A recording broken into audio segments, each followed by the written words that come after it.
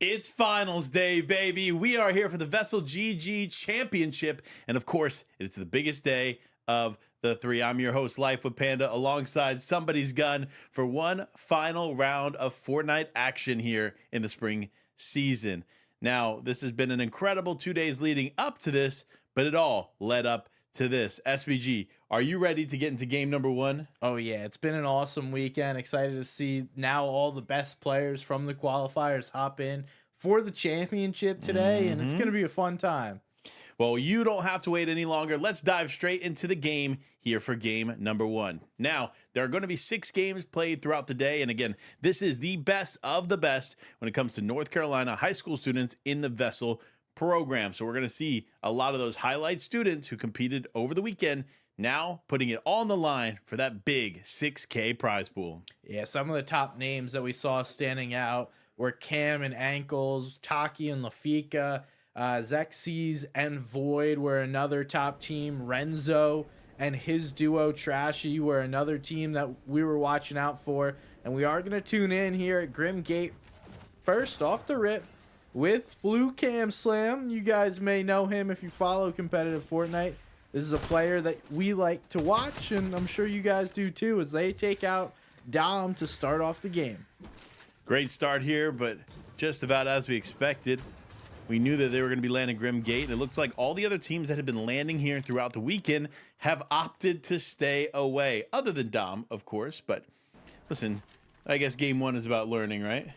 Yeah, it definitely is. Hey, I probably would choose to land somebody else or on somebody else if I have to. I don't think the player in Cam and Ankles is going to be my choice, but we have another team here that's contested. That's going to be Taki and Lafika. They were ready. They came in strong. They qualified in a couple of games, dropping some massive games, winning a couple as well.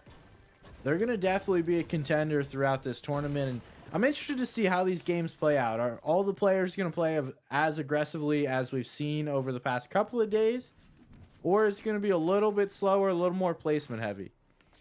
You know, that's a good question. What level of gameplay are we in for here? Is it going to be that slow, methodical, right decision, left, right, and center, or will we see more of that aggression that we've seen from the North Carolina high school students so far in this competition? Because if you don't know and you're just tuning in for the first time today, this is day number 3, and it has been a whirlwind of gameplay. So we're excited. We'll get straight into the action, though, with, of course, Kaizlock and Tail Tokyo. Good to see them make their way in, opting not to go with the Hades skins, but no, they are running into the face of this competition, at least one of them, and that is Taki and Lafika. And big shots traded by both players. Looks like Taki's going to wind up taking the brunt of that one. Kaizlock just going to sit up here on high ground. These slow fights are sometimes difficult because neither team really wants to commit this early. And we see Kaizlock already going back up, making sure he holds the high ground at this point. Need to be a little careful, though. There are going to be players in the nearby area, and I hate this POI if I'm fighting it, because that hill on the right that you can see, someone could just walk up there and totally be a nuisance. Nonetheless, looks like Taki and Lafika just going to walk on out of here, and we won't see a off-spawn fight, just some tags right off the bat. I love the level of respect coming from these players early on.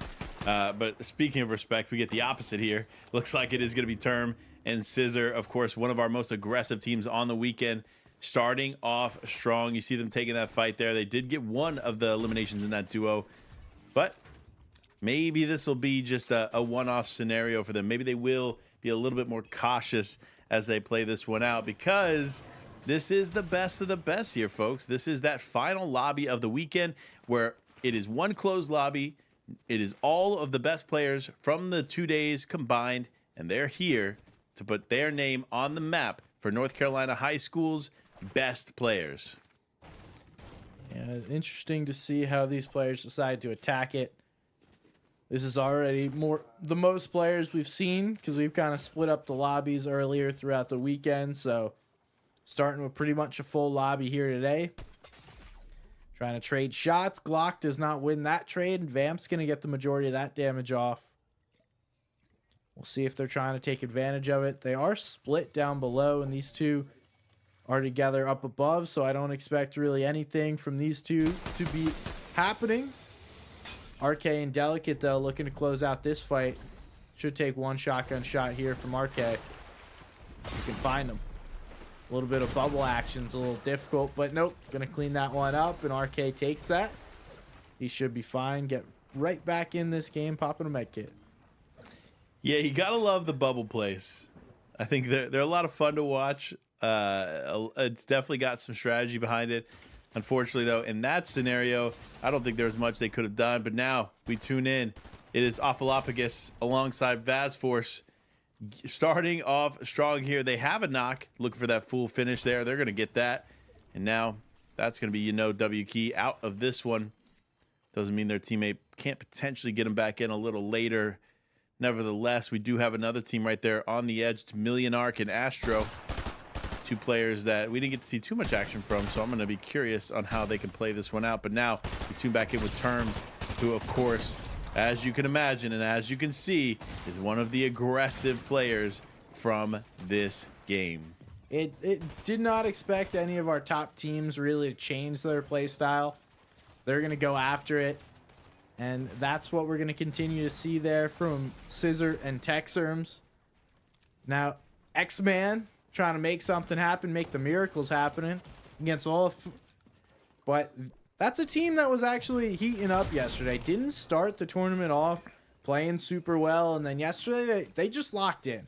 They seem like a totally different team, playing with confidence and just going after anybody in sight. Yeah, I respect it. I respect the decision from these teams. I respect the way that they are effectively playing it. Now, of course, Scissor Terms here on the edge, the north side of the zone. We've got a couple eliminations now on the board, 3 to be exact, and oh no, Lafika and the elimination feed taking out Tokyo. That's going to be a couple heavy hitters going down there, but now we tune in with Papino. Unfortunately, going to be the end of his run here in game number 1, potentially, as Kuro is about to go down as well. Yeah, it looks like Kuro's got to make some magic happen. Down to only one more shotgun blast, one more build. He places that negligently, and he gets dropped by Trashy Maker and Renzo, another one of our top teams. They're based up over here on the bunker looking to play for that, but now they're going to go play for some loot if they're able to. Glock and Dandy are right here too. Don't know if these two will be able to escape before Trashy Maker and Renzo find Dandy, because he's should be a pretty quick elim, but it looks like Dandy's going to be able to escape for the moment. Maybe just taking a tag or two of damage and then being right on his way out of here. Honestly, good play here from them. Full disengaging there, but of course, we tune back in with Terms, and it's him getting another elimination here in this game. Honestly, I think the only thing that can stop this team or any of the other aggressive teams is if they begin to run into each other, because only one aggressive team can walk away on top when they're fighting. Oh, 100%. And I think actually that's the second time that he took out that same player. So maybe rebooted and then came back and they're like, all right, well, thank you. That's just an extra one. Tarms, Scissor. In a really good spot here. They're playing top down. Now, if you're a team that doesn't really want to play this aggressive type of game, what you're going to have to do is just chill and storm. Chill on the outskirts of map. Chill on the outskirts of the map. Olaf hitting a big shot there. They're going after Jolly and Monkey.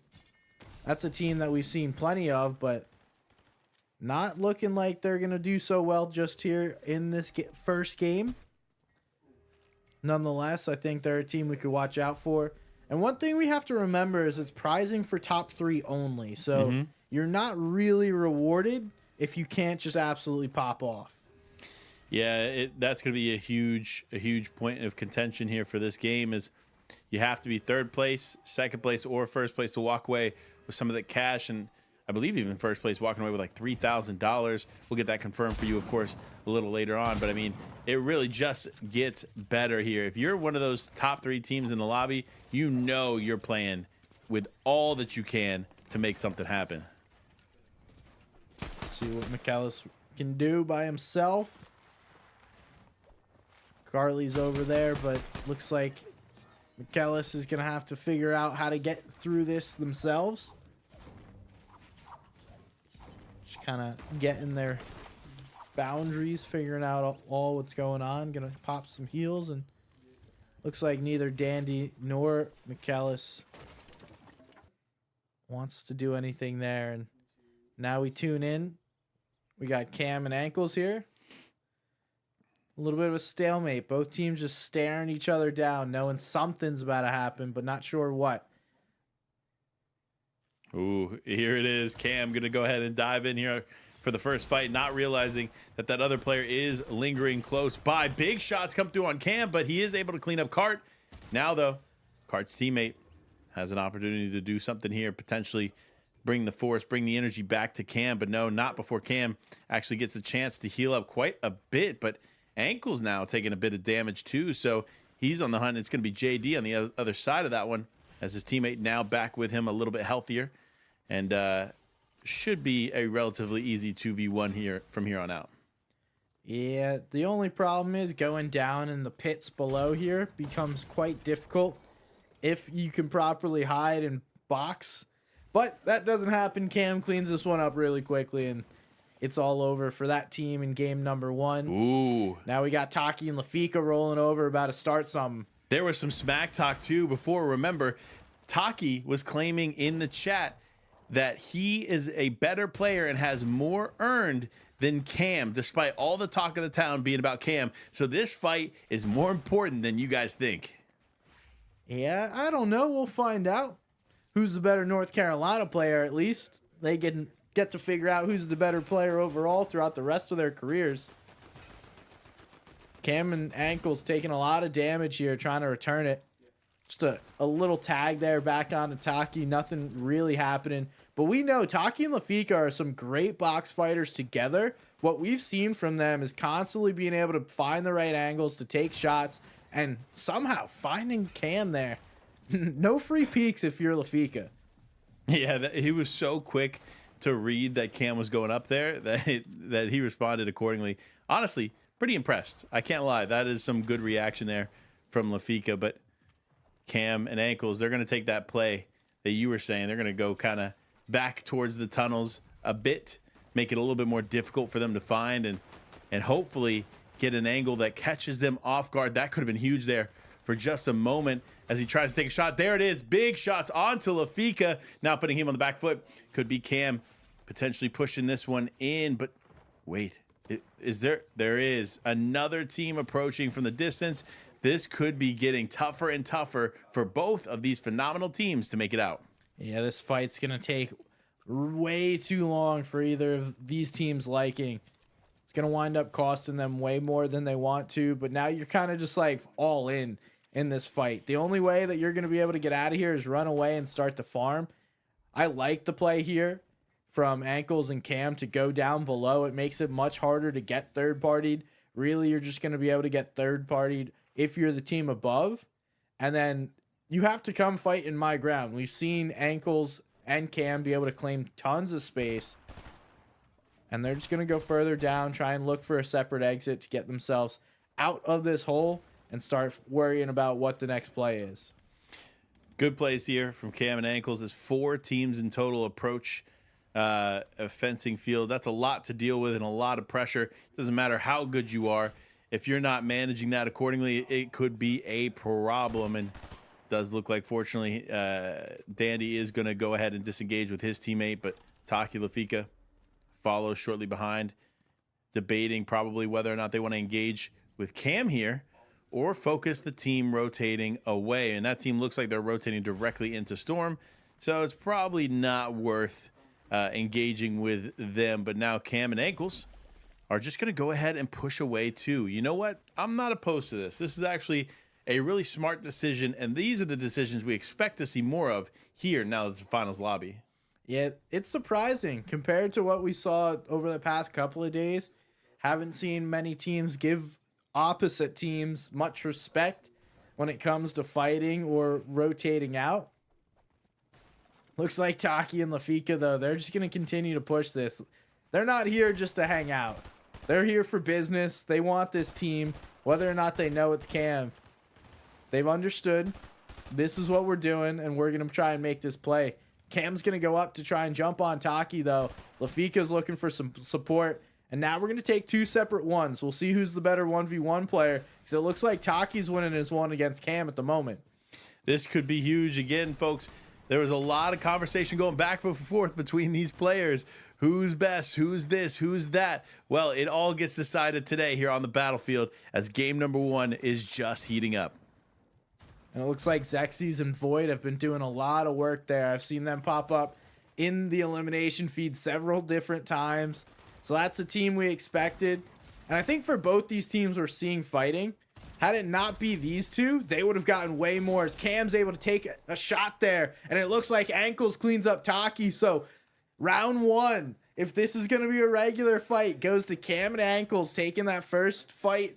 It lasted way too long for either of these teams to really feel comfortable moving throughout the rest of this game.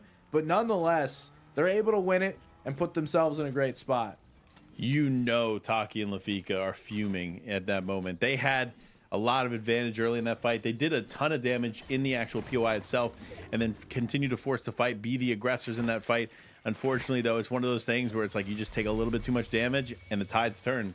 And that was just a perfect example of that. But we're far from over here, folks, in this one, as this is just game number 1. And Lafika and Taki, I believe, are going to be trying to even the score here as these games continue. Yeah, we'll see plenty more of that action. They land nowhere near one another, so it will have to be one of these mid-game fights that winds up causing these teams to go at one another. Now, first time with Monk and Zach today. They've been pretty consistent throughout the weekend. Not as aggressive as some of the other teams, but definitely still consistently making these end games. Yeah, definitely a good call there as Monk, Zach just play from the top of the island. A lot of intel to gather here for a team like this, and allows them to play a little bit more patiently. But the opposite of patient is, of course, Tommy, who has won a few games there in the qualifiers, has done extremely well against some of the top teams, including themselves, because they are truly a top team. But the finals lobby changes things, so you got to be on your best behavior, on your toes, and ready to take on some of this steep competition as Stick Dog and Tommy fight it out here for positioning in Grim Gate. Well, at this point throughout the weekend, we've seen 15, 20, maybe 30 players at this point in the game. So this is the most stacked we've seen so far. This is exactly what we're hoping for. These traditional competitive style end games. There's 50 players still up. We may have to talk about Storm Surge here in a second, and we'll explain that to what that is. Oh my goodness, Scissor. He's deleting people. Able to get that elim, and they're going to try and take out Dog here. Dog's going to be able to jump away. Scissor and Co. Don't get too aggressive. Nice little headshot snipe. Always love to see those. I'm a fan. As much as I may not like the sniper in competitive Fortnite, I do like to see me some headshot snipes. Yeah, and let's be honest, man. That's what we were seeing yesterday, too, from this team. When you put a sniper in their hand, they make plays, and it's not going to slow down here today. As now, though, we focus on Ludico and Caraco, which Caraco had some great solo clutches over the weekend, but now they're going to be here playing together in these final moments. Also, another team who had some success and had some moments over the weekend. It is Ramadan and King Vamp. We'll see if they can continue fighting that one out. But Monk and Zach just going for some positioning here relatively early. And, of course, the elimination feed is lighting up as Cam picks up another one. Unsurprisingly, of course, but it's going to get a little tighter here. While we expect a lot from this team, things can change in the drop of a dime. We saw it there in that first fight they took with Taki and Lafika, because it was not as one-sided as Cam would have hoped.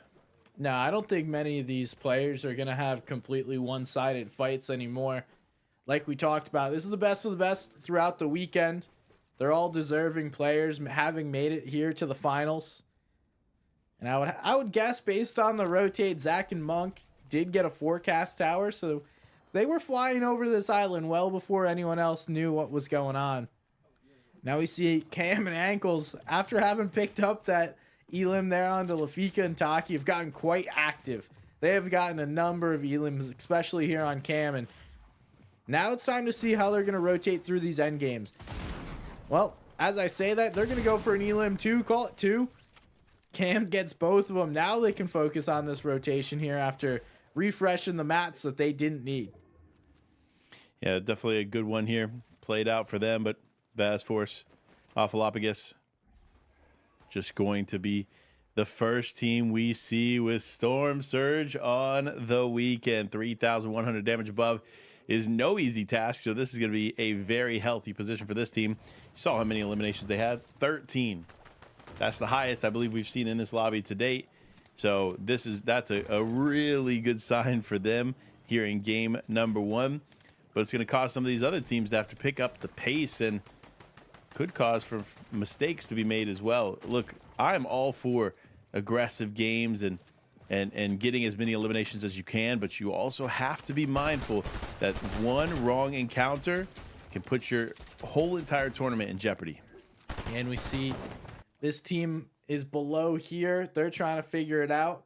In case you guys didn't know what Storm Surge is, it's essentially a rolling bar as far as how much damage has been dealt in the lobby. If it says above, that means you've dealt more than the bottom feeders in the lobby. If it says below, well, you're one of the bottom feeders that needs to deal more damage in order to be safe. Certain times we'll see it get active. Other times we won't. If we do see it get active, I'll explain a little bit more about it, and we'll start to see some teams planning and figuring out what's going on. Monk and Zach, though, all the way up here on top of this windmill, going to be working, trying to figure out what they want to do, and it looks like Ankles and Cam positioning are ready for high ground in this zone. They want to take this game, put a statement in game number 1. Yeah, statements made, statements earned here as this game continues on. I think that's the big point of game number 1 here, especially for some of the more established teams, is that they want to have a massive game to let the lobby know that they are the bar, that they are the ones that you have to be challenging. And obviously Cam and Ankles are one of those teams. Also, got to shout them out. Void, right down below here. He's been playing this one along his teammate Zexi's. Void, though, may be a solo in this one as Ankles picks up one here from height. Man, Cam and Ankles are they're not slowing down, that's for sure. Well, unfortunately for Monk, they shockwaved on the height. Hopefully, I think they were hoping that Ankles and Cam weren't as aggressive, and we could see already Ankles and Cam immediately throwing down, using their dashes, trying to stay in the front side of zone, trying to keep this high ground. It's exactly what you have to do. Most players, as soon as the zone changes, they're going to be looking at their map, trying to figure out how to rotate. And if you're just that fast, it doesn't matter. That will make sure that you get a slight advantage. Now they're locking it down here, as we can see everyone beginning their rotations.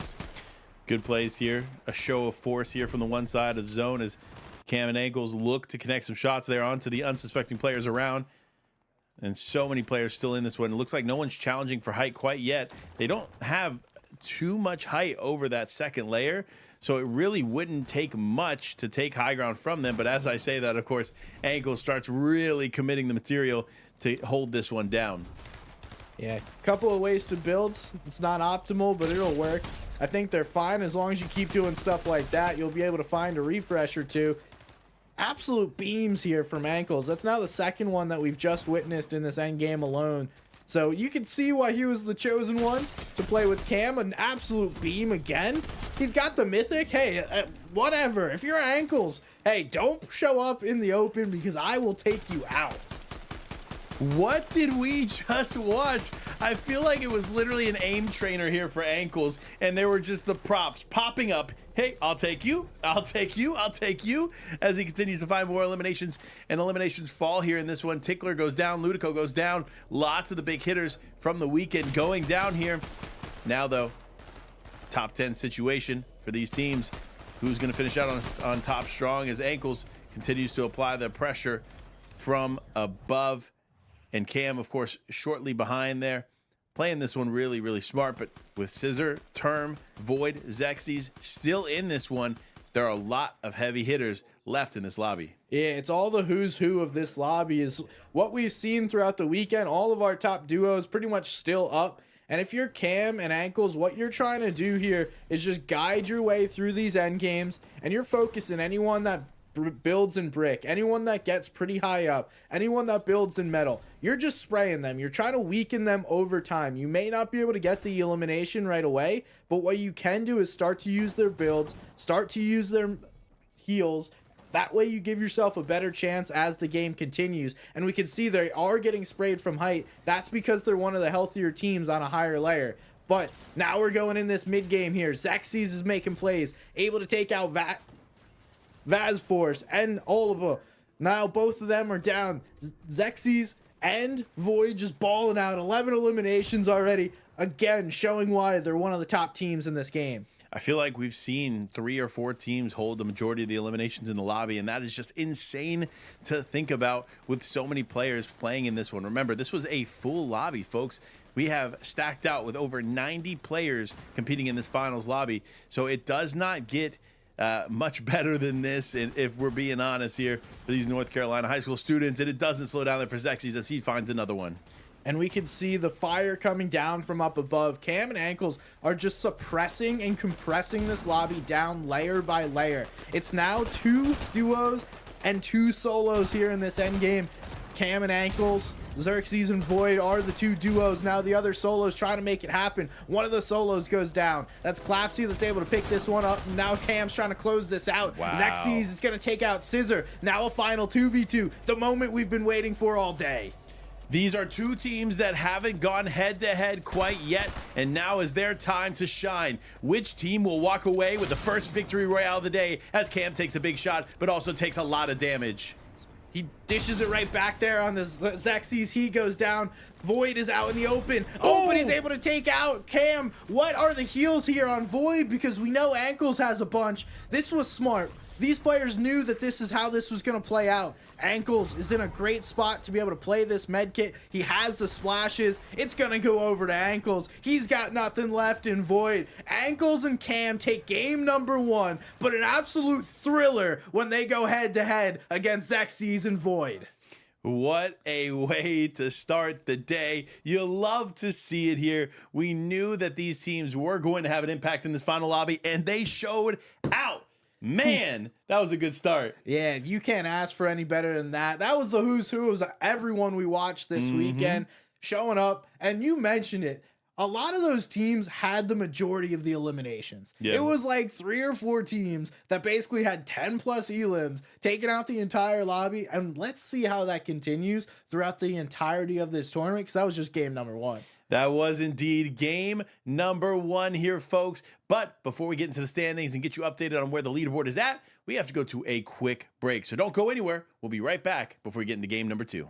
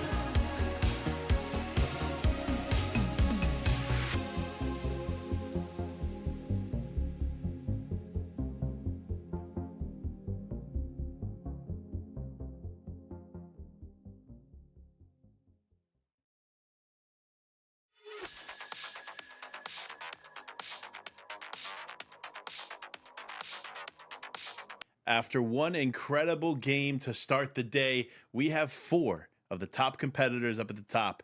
We already know who number 1 is. Of course, it is going to be Cam and his teammate Ankles. SVG, who was in second? It was Void and Xerxes. Void and Balling out. Xerxes. Yeah. Dude, that was, I mean, insane game from obviously those two teams. We also had Olaf and his teammate up there towards the top. And then what was the last team? Because we knew there was 4 major teams we were going to be watching. Well, 5 major teams, but Scissors Lafika and Tarms, Texerms, Taxes. Yep, Texerms, Taxes, Terms. It came in 3rd place. So great job from those teams. There's 5 teams that we knew that we were going to be watching closely going into this one, and 4 of them are in the top 5. Lafika, though, unfortunately, fell a little early there to Cam and Co., but that's going to be the name of the game. When aggressive teams come head-to-head, only one's going to walk away from that fight, but don't worry, no walking away is happening now as we get into game number 2. And we'll definitely see more of that go on. It's not just going to be one team that fights one specific other team. Like I said, Ankles and Cam, Lafika and Taki don't even land near each other. It'll just happen that these teams, every once in a while, will get close or close-ish. Looks like somebody's deciding to give Ankles and Cam a free one here.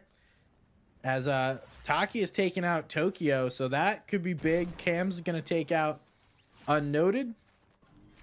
Now they're chasing down. Probably get that other elim. Just a matter of time. Pretty easy chasing a player that doesn't have a weapon. We'll see how long these two are willing to push. If this is me, I'm making sure I get this NPC, take out the boss, and secure my medallion before I run around for too long. And looks like Ankles is going to give this one up. You know, listen, no harm, no foul in tapping out of that one. You don't know how it's going to go, but Tally now fighting. What is this? Yep, it is just one other team. For a second, I thought it was 2 other teams, but that's just his teammate there on top of that one. This is going to be another team we have to watch closely. They had a pretty bright weekend, pretty positive weekend playing in these different groups, but now it's the finals. It's the big leagues. And so it's not going to be quite as easy as the qualifiers were. Nah, definitely not. They were a team that definitely looked like they were a little bit below, probably a tier below the rest of the top squad, but a team that had won a game throughout the weekend and a team that definitely can win some fights and put themselves in the right positions to do well. We'll see, though. When it comes to getting that top 3, that's going to be a little bit different of a challenge. Clapsy is going to take out Peterbot and his teammate. And Ucent's going to be able to take out the other one, so both these players will be being sent back to the lobby. We're in a great spot here at Rebels Roost. The one problem, there's like no loot. Yeah, you're absolutely right. That's probably the biggest struggle, not only for this particular location, but a lot of these outer locations that have creeped up on the map. This chapter has been definitely a weird one when it comes to loot. I remember last season, the chests were cut down pretty significantly overall from chapter to chapter. I know that's typically how it goes, because the end of a chapter is usually the most developed a map will be, and then of course the beginning of a chapter is when it's going to be its most underdeveloped. But at the same time, especially from a competitive perspective, it's hard to understand why the map could be so bare, and that's what we had to experience last season. But at the same time, it was a great competitive season. I really enjoyed watching Fortnite there in season 1 of this chapter. But, you know, it's one of those things like there could be ideal, perfect scenarios for everything, and then somebody will still want something different, me included. Yeah, it's very easy to ask for the things that you don't have and not enjoy the ones that you have. We'll see who the haves and have-nots of this fight are, as Renzo and Trashy, one of the teams that won a couple of games, looks to get involved. Renzo gets stuck in a box, though. He's sitting beneath that cone. He's got nowhere to go. And now it's up to Trashy to make something happen. A little bit of a stinker there on his part. He's got little to nothing to be able to get out of here. And we'll see if he can make it happen. He needs to get over this hill. Oh, but he goes down. You got to hold the build still when you're getting pressured like that. Dom and Adam Nice little play by the two to be able to pick up a couple more elims. You know, I understand the thought process, right? Shockwave, get as far away as you can there. But if you are going to do that, you got to just keep shockwaving. You can't slow down. You can't stop even for a moment. Oh, no. And speaking of stopping for a moment, it was John Rick turned around, and it was nothing but shots to the dome as he gets taken down here. Unfortunately, now, I'm going to go ahead and challenge this last player sitting in the vault. It is Ayaz, his teammate, and John Rick. One shot in a dream there, and it's out.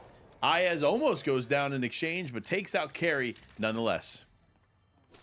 Solid plays by Ayaz and John Rick. Slide it into that box, getting some damage done.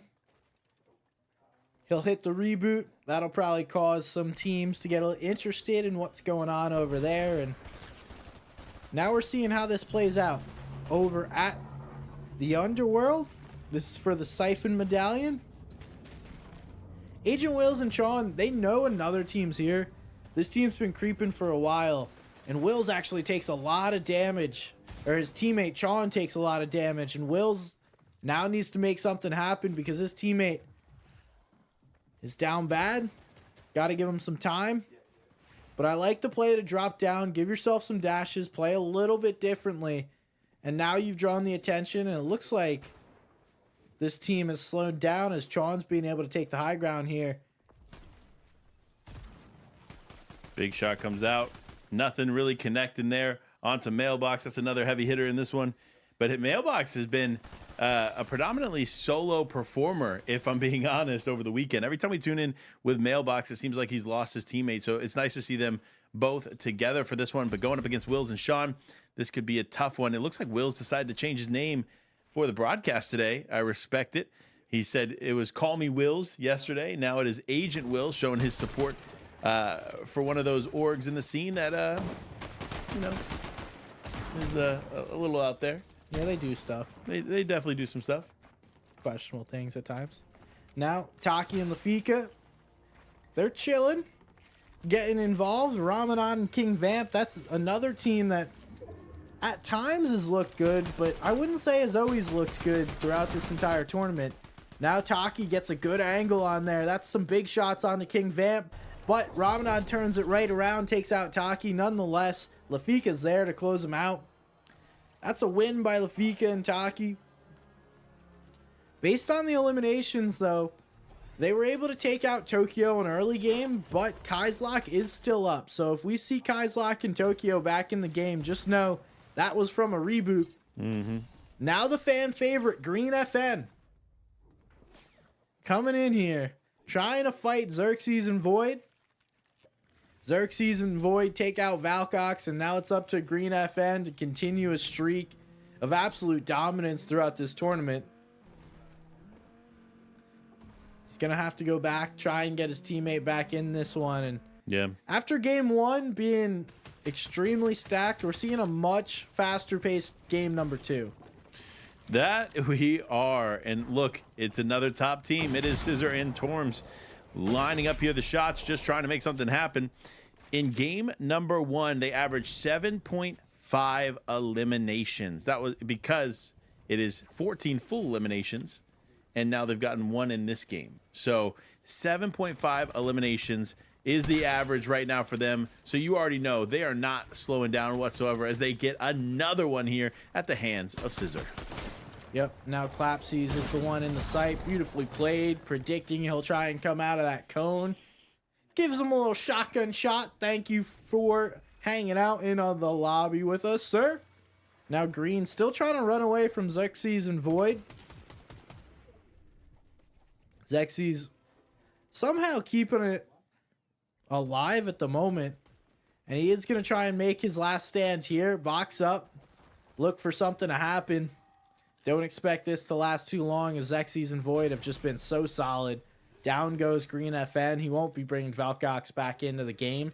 Not until game number 3. And Void and Xerxes continuing their hot streak here. They're a second place team. We saw them do well in game number 1, finishing in second. Lots of elims by those two. They're looking to keep it up and do this once again. Robin Hood, Robin who? Void and Xerxes, robbing all these players of their opportunity to compete in this one as they keep getting elimination after elimination, man. Honestly, just phenomenal plays. You could say special teams, special players. Tuesday, I had to throw it in there. VESL Force, though, now competing around the bunker. Good play here from them. I don't understand that reference. Should I understand that? Sup, brother? It's sketch. Never mind. We'll focus on the game, though, as VESL Force gets 5. They have 5 eliminations already, SPG. Another team consistently being aggressive. Now it looks like Tommy and Stick Dog, they weren't okay with how the first game went. They want to get a little more aggressive. Looking for an elimination here. Their first of this game. They've already knocked Demps Dog. Now Tommy's looking to close this one out. Misses the edit to drop the cone down. Still should be fine. Can he find this player just running around? Trying to get back to Demps Dog.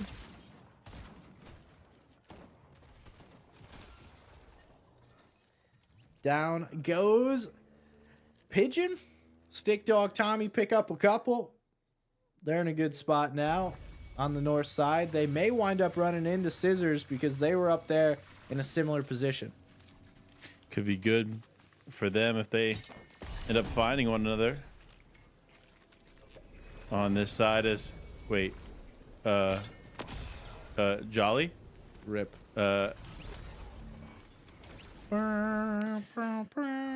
So Ankles and Cam, you know, listen,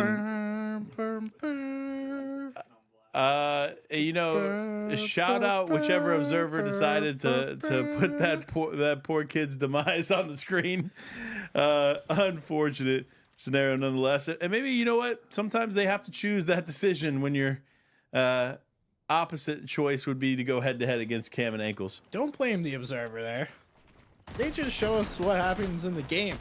But it does look like Taki and Lafika are trying to get involved. This is another top team. So back-to-back games, Taki and Lafika going out after some of the top dogs. That's Texerms and Scissor. And Taki slows it down, gets over to his teammate. Both teams going to be slowing this down, healing up. And unfortunately, this just means you're going to spend way more than you want to on this fight. When you take those pauses, it's one of those things where it's like, all right, cool, everyone's healthy now. But that means everyone's healthy now. We're basically resetting this entire engagement. You know what's tough, right? So both times Taki and Lafika have now gotten into these mid-game engagements that take a little bit longer than necessary. It's against the top teams, right? So this is now Terms and Scissors, who we've watched over the weekend be a top contender, obviously in the previous group lobbies. Now here, a top contender on the day in the top 3 as of right now. Ooh. And so this is a tough fight. Taki and Lafika cannot afford to lose this one because this is the finals lobby. Only 6 games can be played, and they cannot go down early a second time. No, definitely not. That'll surely take them out of contention. But now we see again, just, all right, we're going to have this trade. We're going to have this box fight. Cool. Hope everyone does well. Excellent. We'll trade some damage. And then now we're going to go back. Tarms and Scissor just going to back on out of there. And looks like this fight won't be happening anymore. So a lot of material spent, a lot of heals spent, all for naught, because neither team winds up winning that fight. Good play here from Saturn and RB, though. Gotta say, enjoy what has been going on here from this team. They've been, I don't want to say passive, but they've been a little bit more methodical with their time. They've continually applied their energy for the island. But no, as I say that, Taki Lafika showing up in a big way here to challenge them for their island. And we can see the first thing Taki does is go over and cone the launch pad. So no easy escapes for this team unless they're going to drop down. And RB hits it. He gets coned. Luckily, not fast enough as Taki's going to try and chase here. This is not the greatest of plays because you get stuck. We can see we're just going to go in a little bit of a circle. RB is going to try and run away. Taki, nope, don't do it to him. And now they're going to look to claim this island, even though it has been claimed already. They should be able to steal some of the loot. I think this is what this is exactly what these two needed. They knew that they'd spent a lot of heals, so why not just go right back up to the island, get some replenished heals, and put yourself in a better spot than you were. Now, as we exit this fight, we go back to another one. It is Term and Scissor. Both still in this one, healthy.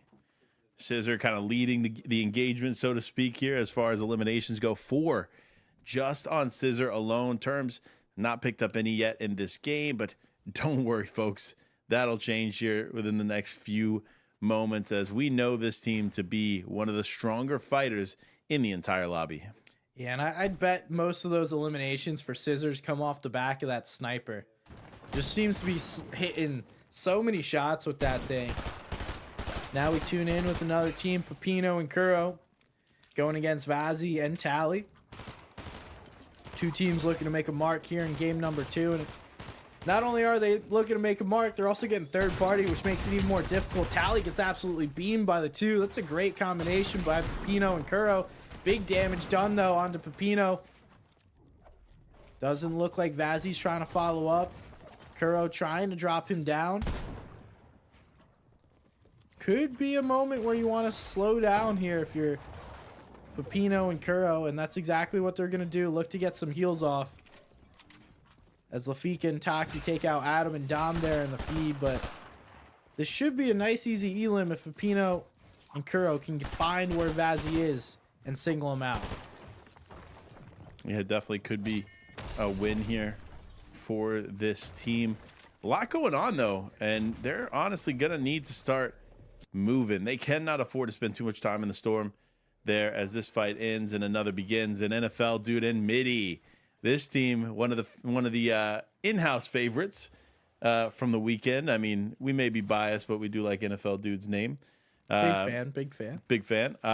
He is still undetermined of his favorite NFL team. I think that's something we'll have to figure out as the time progresses. But now the switch over to Vazzy, 1X, and Tally. Tally looks like potentially out here in the early stages of this game, but it looks like Vazzy might be following suit. But no, as I say that, ends up making it perfectly into zone. But no, a team finding him out, and unfortunately, with no material left, it all comes down to one shot. Whoever can hit the bigger one, and sure enough, that's going to be it. It's Midi and NFL dude cleaning up another.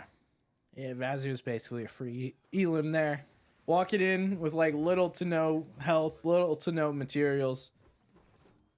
Looks like Lafika and Taki have continued to find Texerms and Scissor. This fight has continued. Looks like Scissor was able to pick up another elim since we last tuned in with him. Nonetheless, these two teams are both in zone. They're going to continue to look for fights. The only problem is the two are looking for fights against the other best teams in the game. And I think Taki and Lafika have realized who that is. They're not necessarily interested in that. As I say that, Curvezo and Lil Crank come right in. Curvezo just stands there. Poor dude. I think he just gave up. He saw what was coming at him, decided, all right, I'll make it a little easier. You guys can have this one. Taki and Lafika, though, putting some distance between them and Scissor. I also think they want to play for this prime positioning up on top of this hill. Fighting on edge of zone isn't exactly where you want to be. You know, I actually, in my research, right, to figure out what NFL dude's favorite team is, I actually found out more about him as a player. Oh, Ankles gets sniped. Headshot. Oh, no. That's going to be huge there as Ankles goes down. And Cam opting just to disengage. Not worth trying to get Ankles back into this one. So our top team after game number 1 going to have to play as a solo in game number 2. All right. What'd you find out about NFL dude? So his bio, he has a YouTube, so go check him out at NFL Dude 70 on YouTube. But just a kid playing some Fortnite, hoping to create content I can look back and be proud of. I try to make montages and real clips, and I started, and this is the big one, on Nintendo Switch with a Pro controller. And I can now play on a gaming laptop with an Xbox Fusion Pro 2 controller. So a massive jump up there from the Nintendo Switch. Could you imagine trying to compete on a Nintendo Switch? I've played on it. It's not good. No, it's like 30 FPS. Yeah, well, and you don't even see everything you're supposed to. It's a totally different game. Speaking of NFL, dude, maybe his favorite controller player, who knows? Cam is a favorite controller player of some. Going up against NFL dude, but NFL dude gonna be sent back.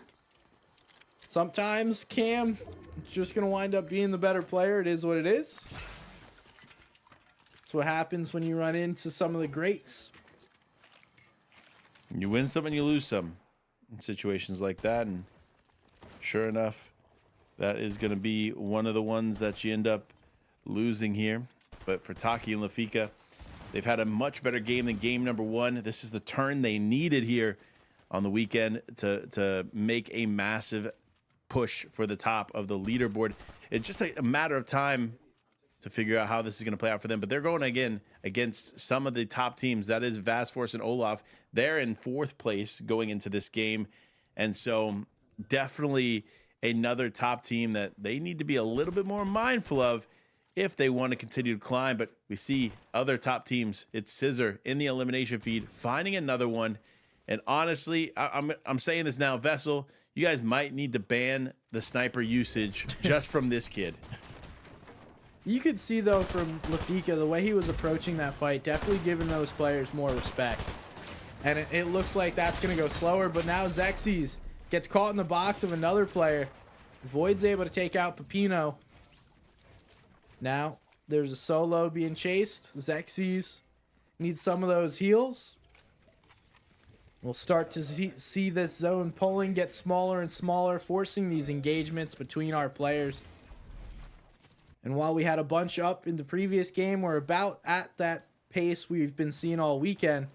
Olaf now getting some big shots there on the Xerxes during that rotate. And we see Taki and Lafika, they're loving this. They're like, all right, you guys do your thing. We'll hang out here, just rip shots at you the entire time. Funny enough, this is actually a massive reverse from their game number one, right? You see 12 eliminations on the board. They have the best position in the game right now. They're up on the highest point. Elevation is theirs. Big shots come through. Potentially can convert that. No, it looks like Delicate going to be able to survive here, at least for another moment. As just on the other side there, it is Scissor in term. If he was just looking a little bit more to the right, he could have taken shots at another top team. But no, that is going to be RB back in the, or RK back in the elimination, or back in the side of the zone. Holding on here for a little bit longer. Taki, though, I got to say this. Get ready. This could be your game to come back in a big way. You said it. They need the game. They're looking to have a big one. They know that they messed up in game number one. They're looking to show out once again. Taki and Lafika get a couple more elims, and Cam's just playing this one safe. The pace we saw him play at in the previous matches is nowhere near what we're seeing now. Wants to display his ability to clutch up. Doesn't want to just simply be a player that can go and run through the lobby. But also, he can navigate this as a solo. Granted, with the help of the dash coin, makes it quite easier than a lot of other players have it. And we can see that's exactly why. Just running through, dashing, pretty much getting a free rotate. Now we're seeing the play for high ground, though. Looks like Void and Xerxes tried to take it. Turned aside by Taki and Lafika. They said, this is our high ground. Look somewhere else. And that's going to be huge. Again, they were the ones needing the biggest game of everyone in the lobby after their poor performance in game number one. They're looking to shine here in game number two. A big shot comes out there, but they need to continue on as they've got several eliminations still to come in their favor. Could be a big finish here for them. But right now, no other team's challenging them. He takes some shots there at Cam for a moment.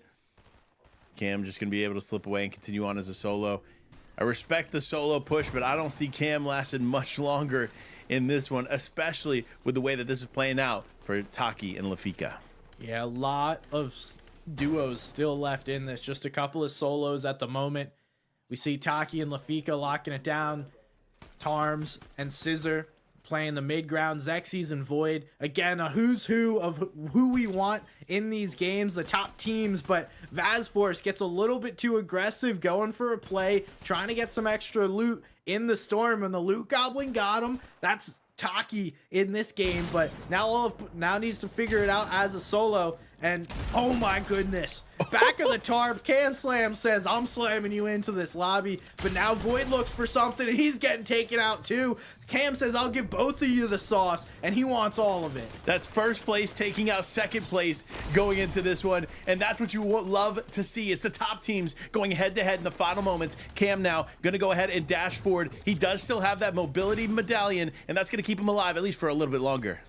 And we see being able to pick up the full finish. He's not going to get that Elim, but he'll get the mats. Now we have just those two duos left alive, two solos. It's going to be Tarms. It's going to be Scissor. They're looking to make a play on high ground, but the constant pressure of Taki and Lafika is just unbearable. Anytime someone looks up at them, they're turning them aside. They need to start going lower and lower because there's not many people that they can look to. They don't have anything, and we can see they're starting to put those tarps down, going lower, putting themselves in a position to close out this match. Yeah, look, it really wouldn't take much to chop them out at this point, so they really need to be mindful of that and start going a little bit lower. But the way this is playing out for them should be a win in their favor. I mean, 16 eliminations here, SPG, is nuts to think about, and that doesn't look to be slowing down here quite yet. But Cam now in a tough spot, gonna have to play for the heals and hope that he can continue to survive here for a little bit longer. He's gonna need to heal up fast. He cannot afford to hold this for long, but no, he's gonna end up going down there. That's gonna be third place for him. And here it is, Terms and his teammate go head to head against Taki and Lafika. And we just saw Taki and Lafika turned over all the white heals to one player, so they're ready for the heal off. This game doesn't look like it's gonna turn that way. Taki is going to be the fragger that looks to close this one out. Shockwave up by Terms. He gets absolutely obliterated. Now it's a 2v1. They're dropping down. Scissor, what can you do? Make something spectacular happen. It's not happening though. It's Taki and Lafika showing back up. 18 eliminations and the victory royale. They said, you know what, Panda SPG, I don't care that we went down in 30th place in that first game. It doesn't matter what happened in the first game because we're coming back in the second game in a big way. And what a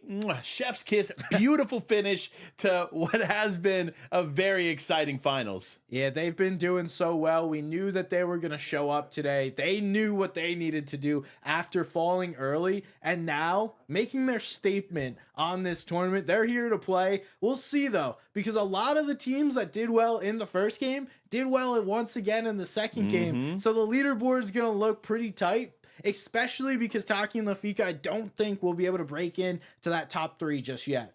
Listen, don't go anywhere, folks. We have the standings. We're getting those ready for you. But before we do, and before we can show you that, we're going to go to a quick break, get us ready for game number 3.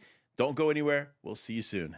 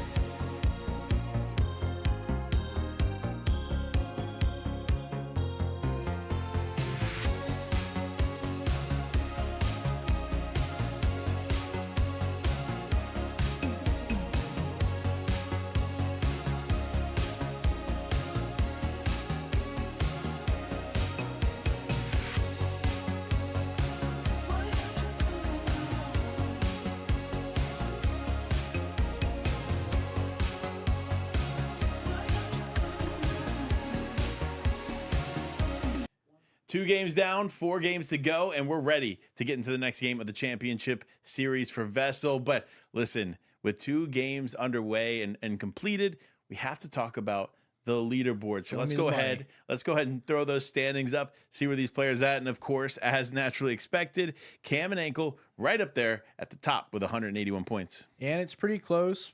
We see our game 2 winners, Taki and Lafika. As expected, I didn't think they'd be able to push into that top 5 just yet because all the teams, VASForce, Olaf, Void, Xexes, Terms, Scissor, all were in that end game as well. So even though they won the game, there's not that big difference in points that you would be hoping for if you're a team like Taki and Lafika trying to jump up after a big win. But anyway, dude, take a look at the elims on the right side. There's like everybody absolutely slaying out, and then there's everybody else.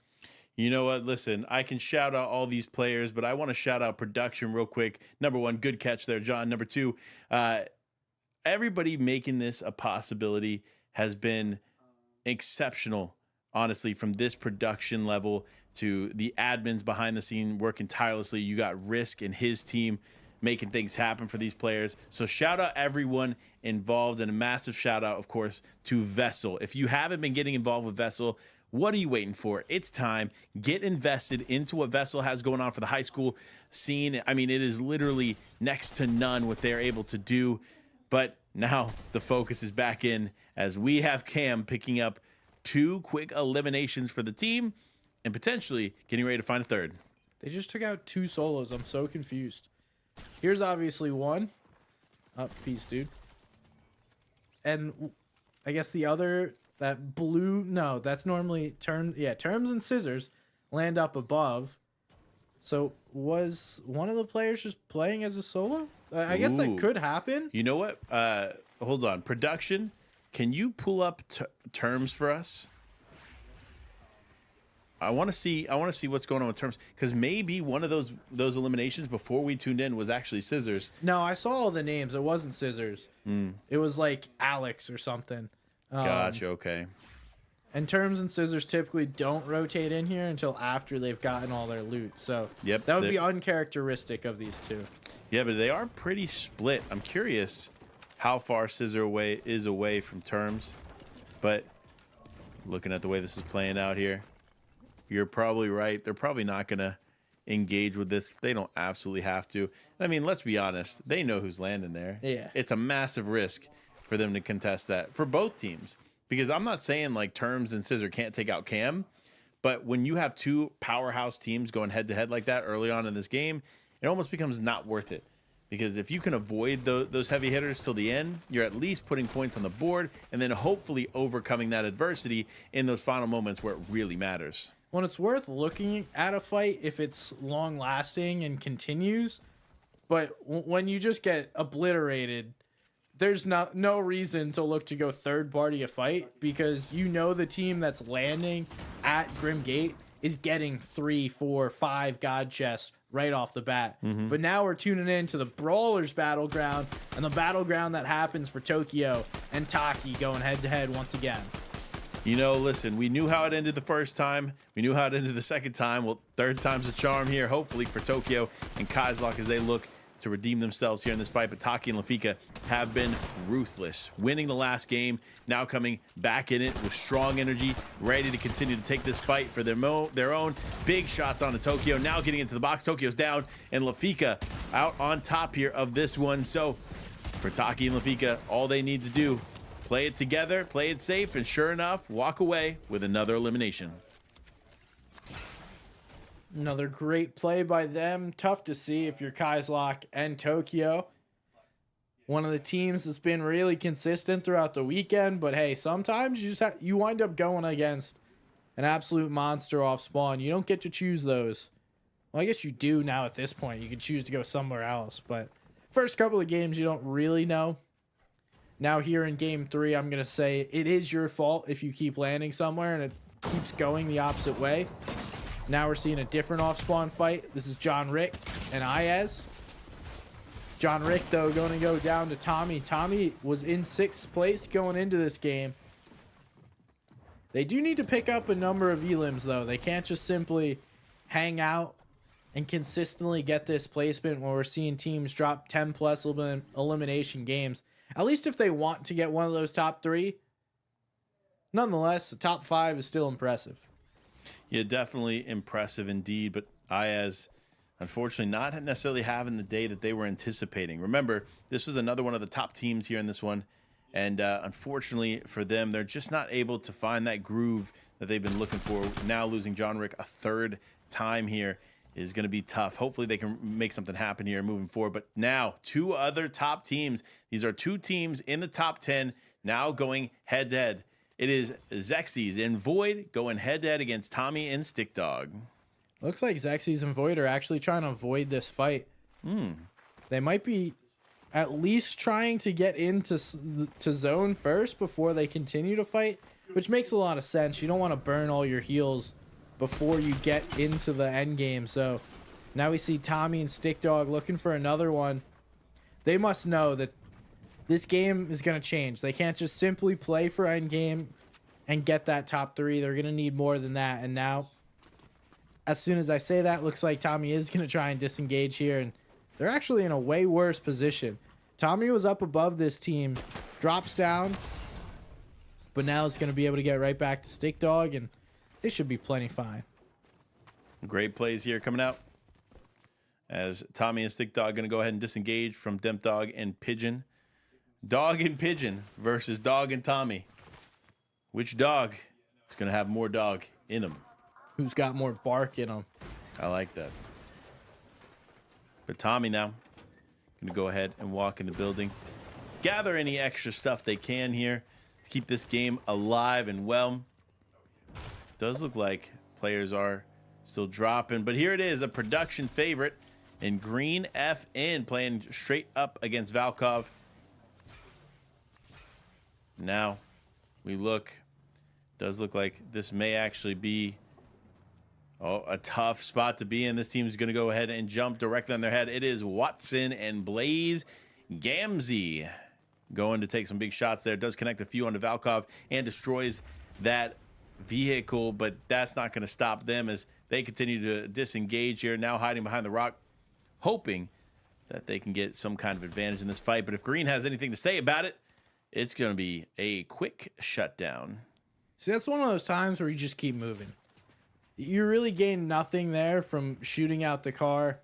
You got minimal, if any, damage, and now Green's getting soloed out.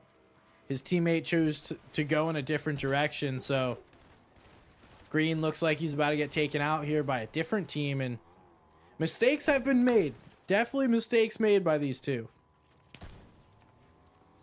Mistakes made, but can they find a way out? That's going to be the name of the game for Green as they're pushing away here, and Dom and Adam continue to fight that one out. And Vazi ends up taking out the build, allowing for Green and Valcox to just slyly slip away.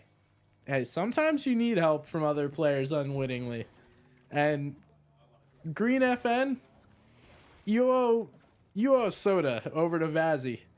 That's a big win for you because you're likely not getting this car out of there if Vazi doesn't chop those 2. Nonetheless, live to fight another fight. And now we can see what else is going on throughout the rest of the map.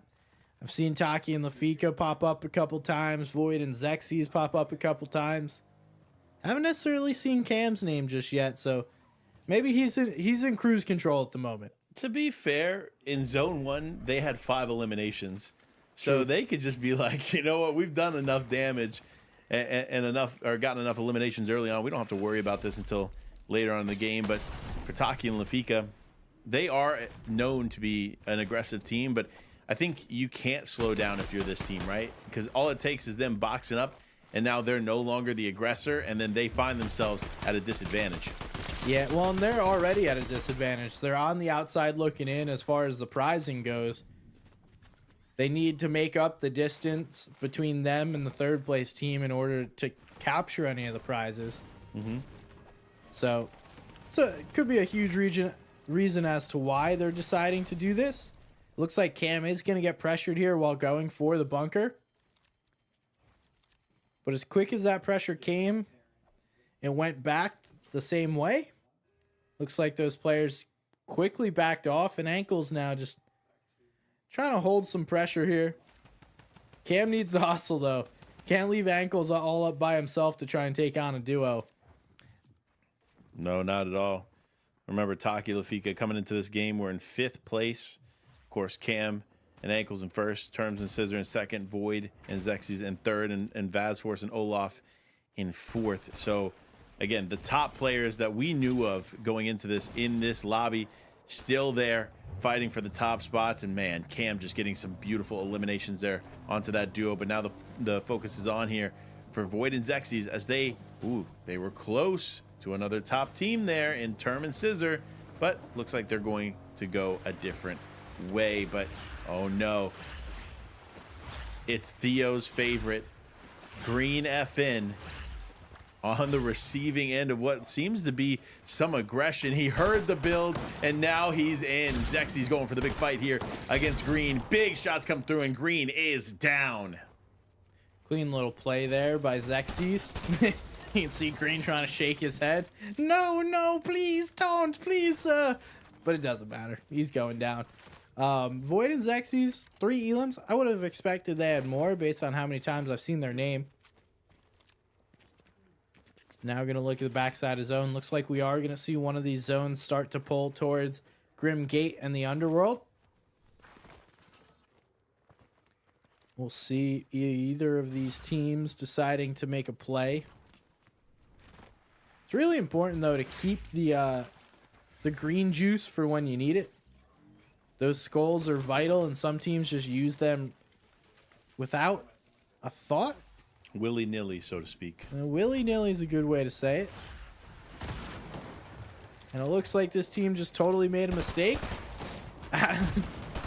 The wrong team shooting at, and now you're going to wind up getting keyed by Zexys and Void.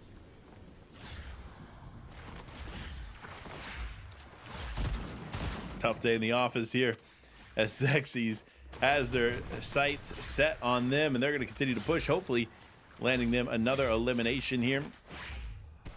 As for the top teams, 3 eliminations at this point is probably not the lead, especially when we know what Cam and Ankles has.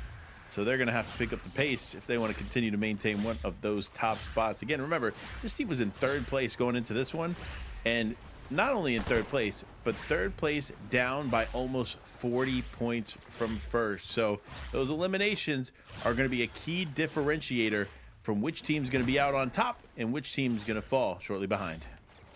And it looks like they finally cut off the player being able to try and get this elim, but no, the slippery snake able to escape. Can the final shot come through? There it is. Zexy's going to take Bad Me out the game. Now tuning in with Ludico and Kurako. These two just trying to make their way in the zone as it is beginning to pull up towards that top left corner, and we see Stick Dog and Tommy getting aggressive. Kurako and Ludico have a great as view as any to watch that W key happen. McKellis gets taken out. It's another one there for Stick Dog and Tommy, and they're being a little more aggressive this game after not having success in the W keying perspective in the first couple of games. You know, I respect it, right? You got to get your footing here for this one. But remember, prizing only goes to the top 3 teams. So you know as good as I do, SPG, if you're not in that range right now is when you have to start picking up the pace. And eliminations is going to be the best way for you to do it. I know some of these teams might be more consistent warriors and not necessarily elimination fighters or big fighters in general. However, now you have to take more risk because the more that these games go on, the less likely you are to come out on top, especially because once this game is complete, we're at the halfway mark. That's for sure. And you won't be the only one that's able to get into endgame. We've seen 3 out of our top 5 teams consistently make it to the last 5 players in back-to-back games. So it's not a simple just like one size fits all. Really, it's going to be those eliminations, as you mentioned, that separate the players. Ankles jumps right in there. He's trying to get some more elims. Doesn't want it only to be Cam Cam's going to take out Ramadan. Ankles right there with the support. These two continue to be an absolute problem. Ankles dove in all the way to Storm to try and get this Elim. Decided it wasn't worth it. Nonetheless, they'll be all right. Take a little Storm damage. Get yourself in the zone, though. No worries. Medallion switch here for Ankles and Cam, and they truly have used those medallions pretty effectively amongst the two of them, because they've been typically getting the medallion over there at Grim Gates, but also more often than not finding themselves with the medallion from the underworld too. So definitely an interesting strategy to swap those around here from time to time. But a nuisance is going to find themselves pushing back into Storm just to avoid that fight to Delicate and Co. And wait, actually looks like they're going to be able to get Clapsy back into this one.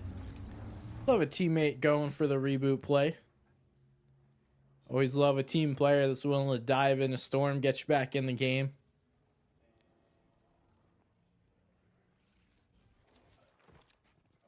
Clapsy will be joining us once again.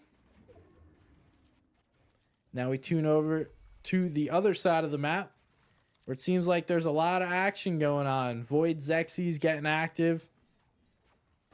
Adam Dom trying to stay alive with the keying. We see Cam in the background as well.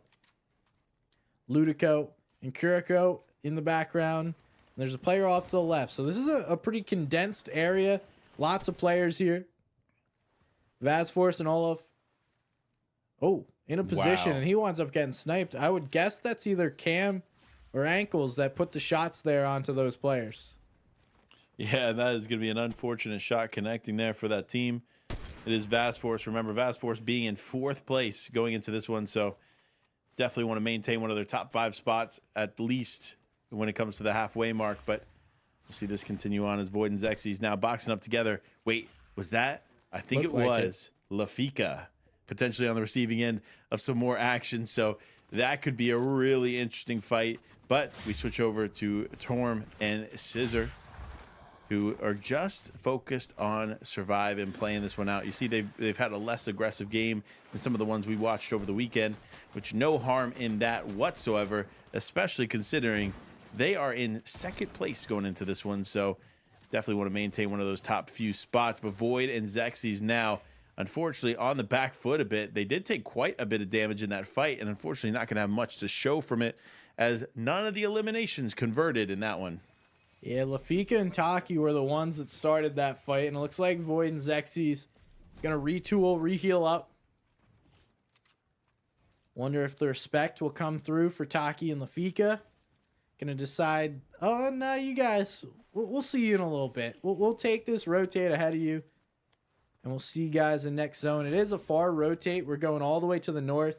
The teams that are able to position themselves all the way up in the underworld, especially on top of the buildings at the underworld, they're going to be in a great spot. So we can see why those players are already working on that positioning.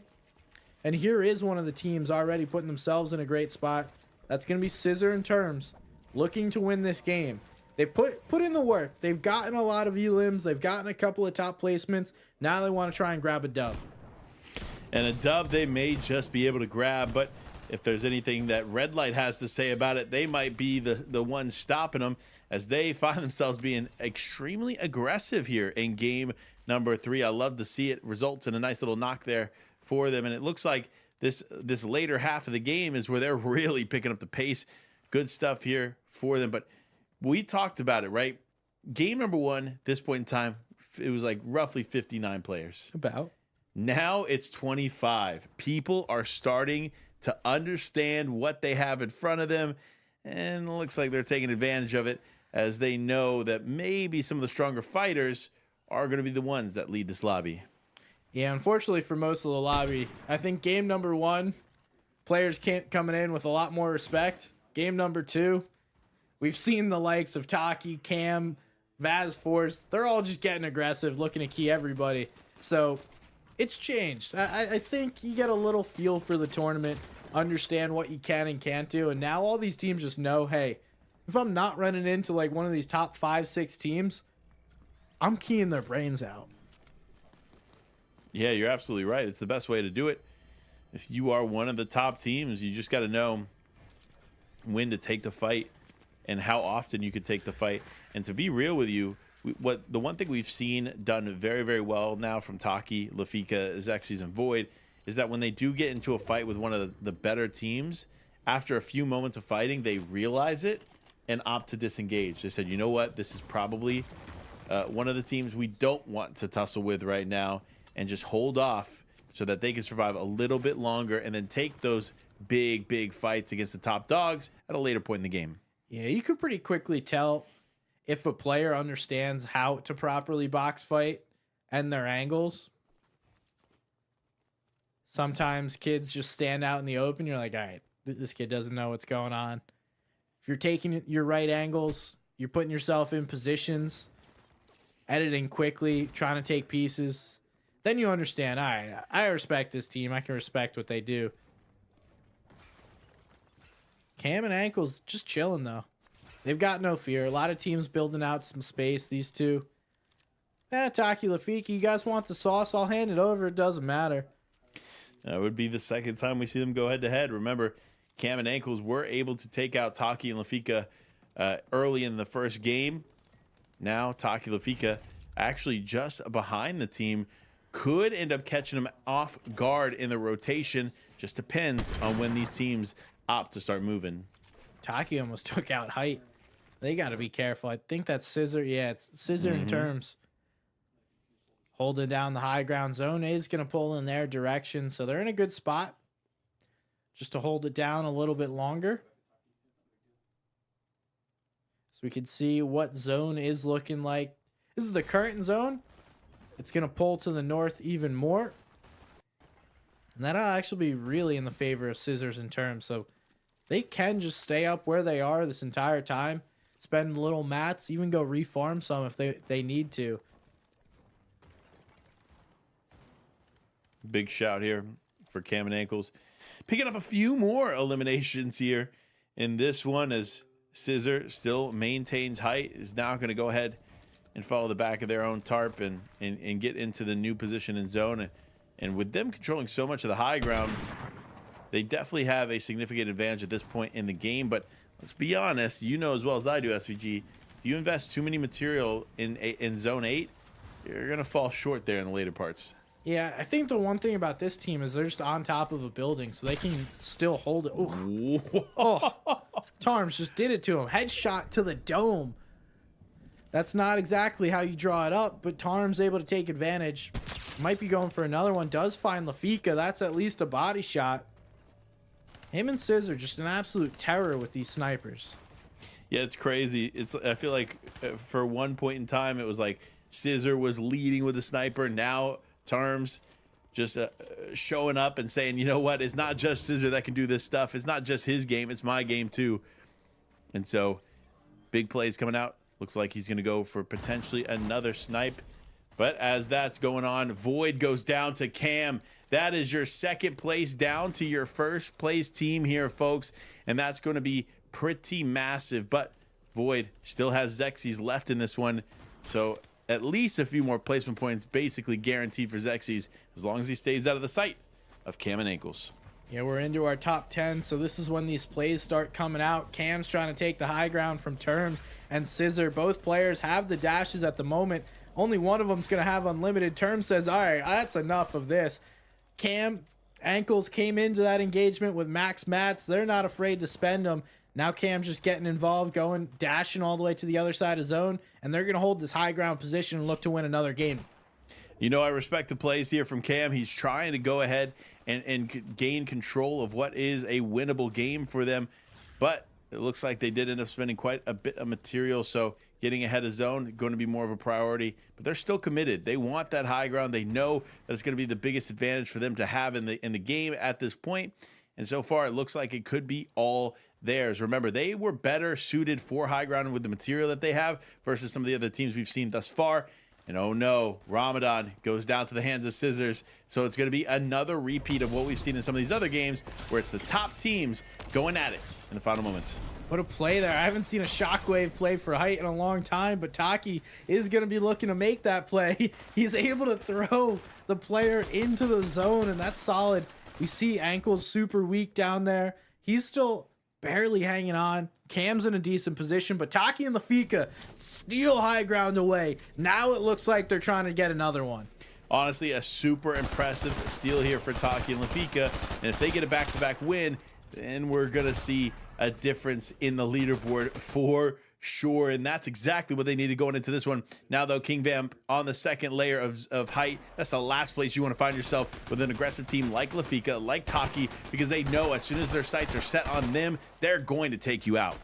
And I'm trying to see if Xerxes is still alive. I haven't seen him. Looks like he did go down earlier, so it's Cam down there. It's going to be Adam down there as well. Terms and Scissor. We see these players now starting to drop using their final dash, so they're not going to have any get out of jail free cards when it comes to fall damage anymore. Taki and Lafika are running low on about everything but ammo. All they can do is keep spraying down. It looks like Cam Slam trying to slam down the low ground is able to take out Scissors. That's a big change, and he's staying up, putting the team on his back though.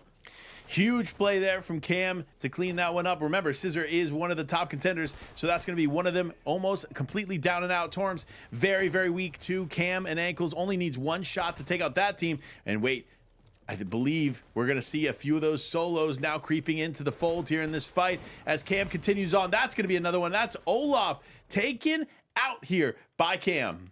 We have one solo remaining. It's King Vamp. He's stuck in the middle of these two duos. Now, a little bit different of a position.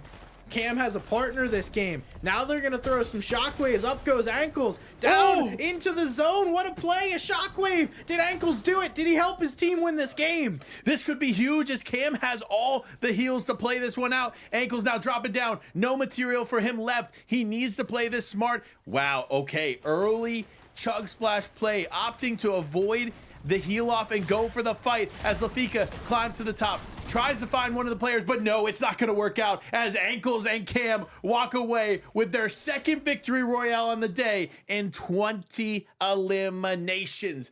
What a beautiful, beautiful halfway mark here for the VESL Championship. Hey, out of the first two games, the two teams that won the first two games went head to head in game number 3 to try and figure out who's the top dog so far today.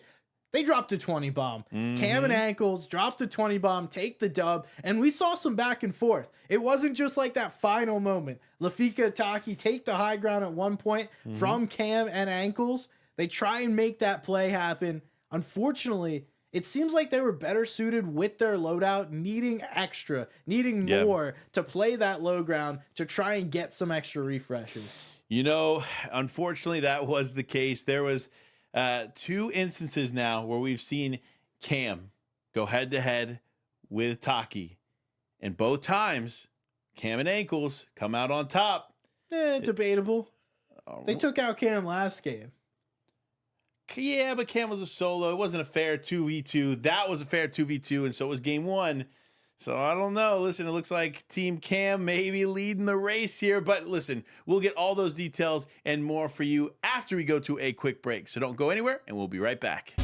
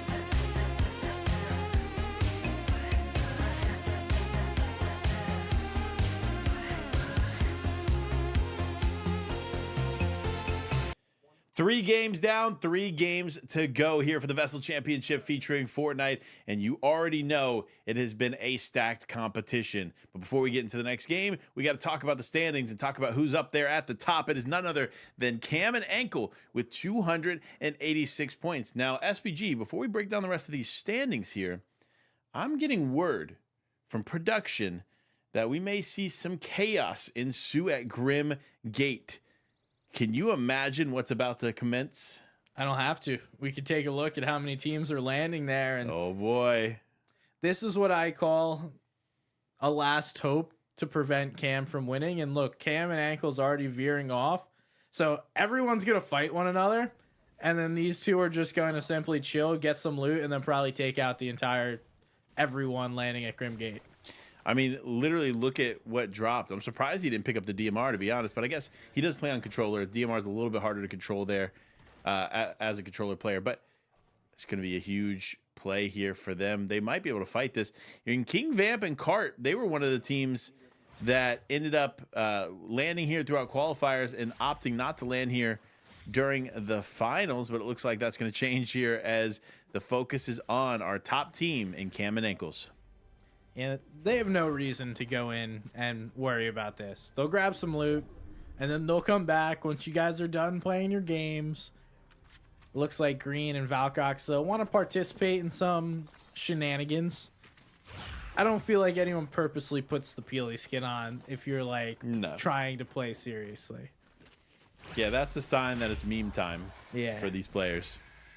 But we'll see King Vamp. Wait, King Vamp is a solo.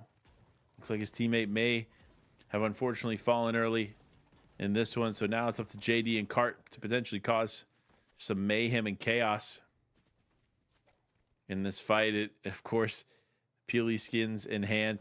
Very reminiscent of the reunion event we saw last year where all eyes were on the pros. Peely gang rose, and it looks like a similar thought process here for this North Carolina event. But JD hasn't quite made any significant play for somebody yet. Oh, Peterbot slipping in here too. Another Peely there in the distance. King Vamp, he'll hit one eventually. Taking a lot of whiffs, unfortunately. Had a player out in the open. Could have taken advantage of that, but now it looks like King Vamp's taking advantage of a little opportunity to get on out of here. Doesn't want to just sit here at the POI.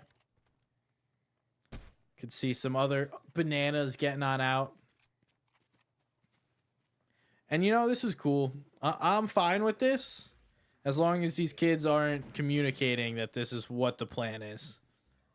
You know, well, once you get into that, like, oh, let's do this together, then that's where we lose some competitive integrity on the player's behalf. So be careful what you guys are doing. All for some good fun, but let's not take it too far. I couldn't agree more, as it looks like an exchange takes place here for Rizzler and Green. It's a 1v1 to finish this one out as Rizzler tries to get his teammate back into this one, but it looks like Green's not going to let that happen. He goes for the shockwave play to get away, but no, it is Cam now back in the fold, cleaning up too. And it looks like Ankles has gone down, so... Oh, never mind. Just a little visual bug. Yeah, just go ahead and we'll switch over to Ankles so we can see. He's right there. That there, and perfect. Now it's time to go claim their coin. And, you know, all you bananas that thought you may have done something, I guess try again next game. Maybe double up. Just the entire lobby land Grim Gate, and the game 5 will end in a matter of 4 minutes. Could you imagine? Fastest game in Fortnite history. I feel like that's probably a Nick A30 challenge. True. We did the fastest game of Fortnite ever. The entire lobby landed here, and I took them out with 1 firebomb. Kind of sounds like him too. I could be Nick A30. Anyway, Term and Scissor, I'm gonna go ahead and play this one out fairly. It looks like Olaf and Zazforce also having some success there, and Vazforce, ooh, King Vamp finding himself now away from Grim Gate. Remember, he is a solo player in this one, so if VASForce has anything to say about it, they're going to be out of this lobby, or out of this and back in the lobby very, very soon. Yeah, it does look like King Vamp had a couple of dashes to get himself out of there. Then gets back in the water. Gonna get some more dashes. Looks like Clapsy's trying to close out this fight. They already have a couple. Missed the shotgun shot at first. Not gonna miss the follow-up, and that's Vazzy going down. Vazzy and Tally not had as big a success, but now Tally's able to take out Clapsy. It's up to NUSense to figure this out against Tally. A little 1v1 action. Let's see if he decides to run away, or is he gonna try and take this fight. He does stand there. NUSense goes down. Tally making some plays, able to get him done in time. That's going to be a huge play for them, but now you got Lafika and Taki here on top of a build. But wait a minute, that other team, I don't know if they want anything to do with this other team. That I think they don't want the smoke. They're staying pretty far away, but immediately Lafika and Taki go for it. They knew that they were probably there, so now it's back into the action. Yeah, they knew there was another fight taking place. Vazzy's the first one to go down. Tally's looking like he's just hitting the left foot, right foot express on out of here. Lafika finds him. He says, "You can't run fast enough. I'm going to come get you." And that's two more for that duo, picking them up quickly. And that's pretty much the team that we want to watch. When it goes back and forth between Cam and then Taki, obviously we do still have some teams like Void and Xerxes doing some work. Ludico and Caraco picking up 3 there in a matter of what was like 15 seconds. So props to them for being able to do that and finish that one out strong. Now though, VASForce finding another here. That's going to be 4 eliminations for the team here at the second zone in game number 4. Remember, there's only 3 games, including this one, remaining, so not a lot of opportunities for these teams to climb the leaderboard. So every elimination is going to count as this one finishes off. But for Olaf and VASForce, they're having a good start thus far. It really comes down to who's going to end up challenging them for the next few minutes. And this is the fastest paced game we've had so far. Lots of elims coming through very quickly. Scissors and Terms, not a team we've watched thus far in this game. At least not in a fight. We did see them kind of just rotating, getting some loot. Now Unnoted, red light up on top, looking to lock this down. But as soon as he does, the other player goes up.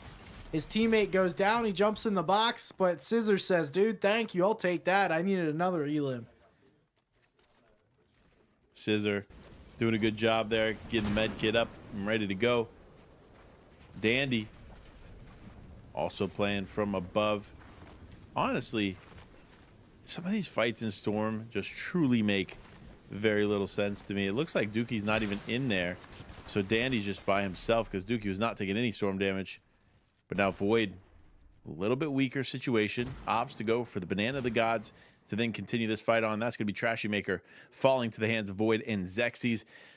Honestly, Trashy Maker has not had quite the game to meet expectation. We have seen them do very, very well in the first 2 rounds of the qualifiers, but unfortunately here in the finals, it looks like the heavy hitters end up taking them out. So we could see a massive comeback in 2, but it's highly unlikely at this point. Now though, Cam and Ankles find themselves a bunker and get ready to continue claiming this game. Yeah, I think for Trashy and Renzo, the issues come with just out-kicking your coverage almost. They're a team that played kind of aggressively, but not really throughout the entire tournament. Now we're seeing them slow it down and getting ran into by some teams that are playing super aggressively. And I've always been a proponent. I think teams that are the aggressor in fights wind up being the better team, having not the better team, but have the advantage in most fights. Yeah, because if you can control the fight from outside the box and you and your teammate know how to do that and how to balance it together, it's really hard to lose from that position, especially if you have the team backed into a corner in those boxes. It's not easy to come back from. So, perfect example, Caraco having full control outside of the box and just diving in and getting them taken out. But oh no, Taki is down here. Does look like this other team. It is Xerxes trying to get involved. So a 1v1 here. Shockwave play going to be coming out here momentarily. He knows that he's going for the heal up there. Big shot gets in. Can he finish this one up as the shots come through? No. Xerxes couldn't get the final shot onto Lafika, and so Taki and Lafika survive. That's a huge trade right there. Xerxes and Void were one of the biggest contenders in this lobby. Lafika and Taki taking them out this early in the game is going to be a huge swing when it comes to the leaderboard. And we know Taki and Lafika need to make up some work after being the ones that went down early in game number 1. Yeah, it's a tough go of it for sure. And hopefully we'll see if they can make some things up, make some games up here in the last 2. But Cam and Ankles living in their home of Grim Gate. It looks like they potentially have some ideas of where some players are, so they're just going to go ahead and rotate in that direction. Oh, it looks like they may have King Vamp in their sights, and this could be a repeat situation from some of the qualifying fights as they continue on. But with the zone pooling so far north, as you can imagine, probably going to see another Greenwater finish. Yeah, and it looks like Olaf and Vazforce just picked up another couple elims. Looks like Lafika and Taki getting to themselves. Ankles gets taken out, so now it's going to be up to Cam again. Having to do it as a solo, and that was Scissors and Terms. Our second place team taking out one of the players in first place. Not exactly what you want to be doing. They do have a fairly sizable lead, so it's not necessarily over, especially if Cam stays alive. They're not going to have really any room to make up. Nonetheless, for your top contender, that's not what you want to see. Not at all. Especially with Taki and Lafika being so healthy in this one. 10 eliminations. Curious enough, going into this, we of course knew that Cam and Co were up there at the top. But Lafika and Taki are trailing behind. Now, Cam does have 286 total points as of right now.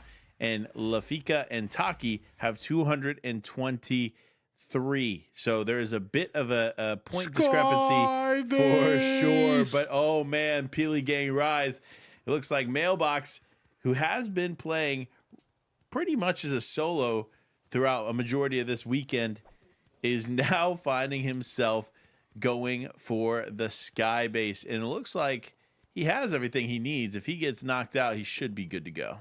Yeah, he's over the water too, so if a player's smart, what you do is you just chop out like halfway through the builds.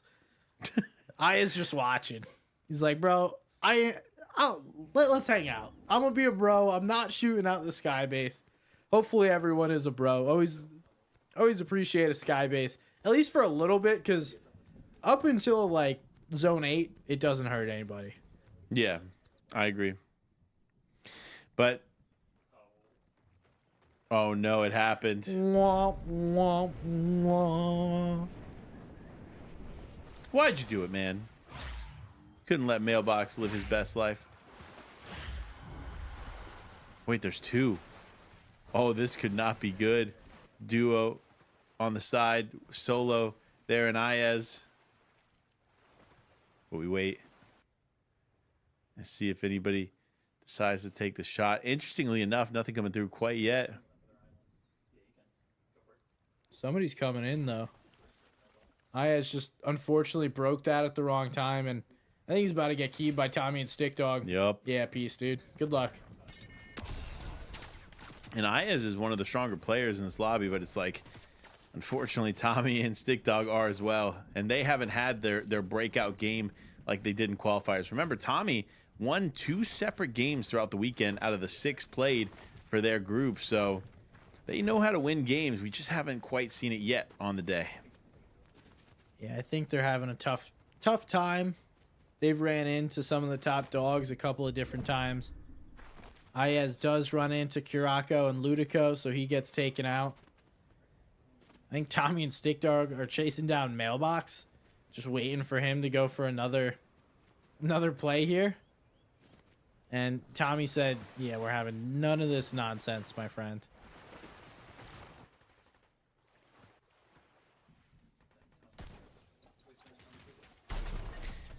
There it is.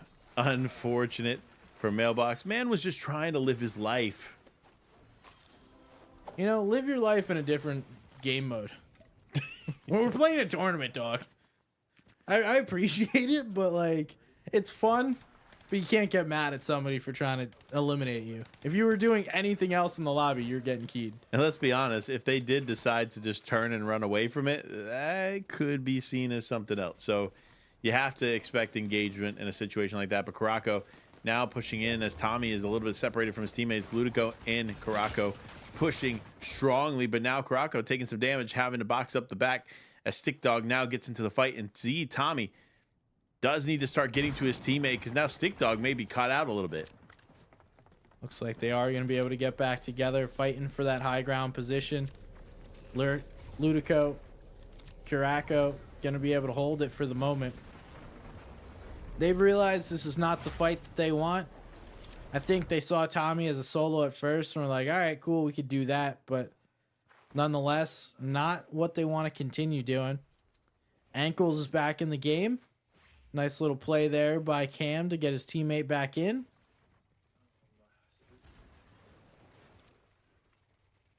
Now going back down here, trying to get some extra loot. Make sure his teammate can get what he needs. Yeah, getting back into the game is one thing. Getting the loot to survive and thrive is another. So good plays there for the team. But, oh, man, it looks like Terms may be out of this one as Scissors is going to have to play as a solo. And look at this eyes set on the builds that potentially are housing Taki and Lafika, another top 5 team. Is not a team you want to pick a fight with or poke the bear in. And wait, was that King Vamp just still swimming along? Dude's running laps. I mean, fair play. If you literally just stay in the green water and just keep dashing for 15 minutes, maybe you'll survive as a solo. I mean, it's worked. He's almost in the top 10. One more team goes down. He's done enough to get himself in the top 10. Now we have several teams hiding here at Grim Gate. Cam and Ankles looking to figure out where these teams are.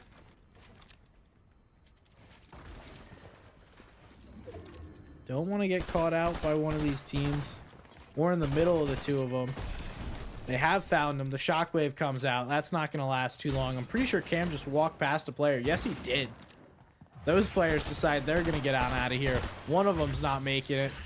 I'd guess 2 of them aren't making it either. Wow.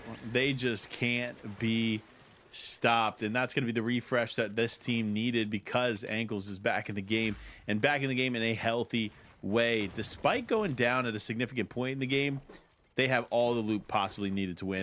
And remember the stats from our competitive commentary days where we were listening to Alden feed us the stat that no team that reboots a teammate wins a game. That could be changed here for Cam and Ankles. That has been broken, though. There's been teams now, yeah, that have won. This is also a very different kind of lobby than an FNCS Grand Finals. I don't know. This is pretty close. Far from it, brother. Far from it. I don't know. I'm seeing some glimpses. We have players that have made FNCS Grand Finals in this lobby. So, like, there's definitely great players. But from top to bottom, North Carolina, step it up. You got some work to do. Get your buddies. Hit some scrims. Come back stronger for next season. Looks like Taki and Lafika have calmed down for the moment. Whatever fight they just walked on out of, they're trying to put themselves in a position to actually play for this end game now. It seems like about 50-50 zone is when Taki and Lafika tone it down, focus on winning the game as opposed to just keying whatever they see in front of them. Balance is the name of the game here for these teams. Is They need to find the balance of aggression, find the balance of playing it safe, knowing when to get in the box, knowing when to hold back. A lot of these decisions are tough for these players, especially when they feel the confidence that they feel. I mean, imagine, SPG, you know that you can fight single-handedly anybody in this lobby in the right circumstance. Why not take it? Yeah, no reason not to. Just time and place. And I think that's what we've seen. Scissor trying to figure out what's going on. Oof. Unfortunately for Tommy, he's having another rough game, running into the wrong team. And as I was talking about them slowing down, unfortunately for Tommy and Stick Dog, it wasn't those two teams that were going to be slowing down. No, it was not. They were going up against both heavy hitters, meaning that we could see a clash of Taki and Cam yet again. You'll love to see it.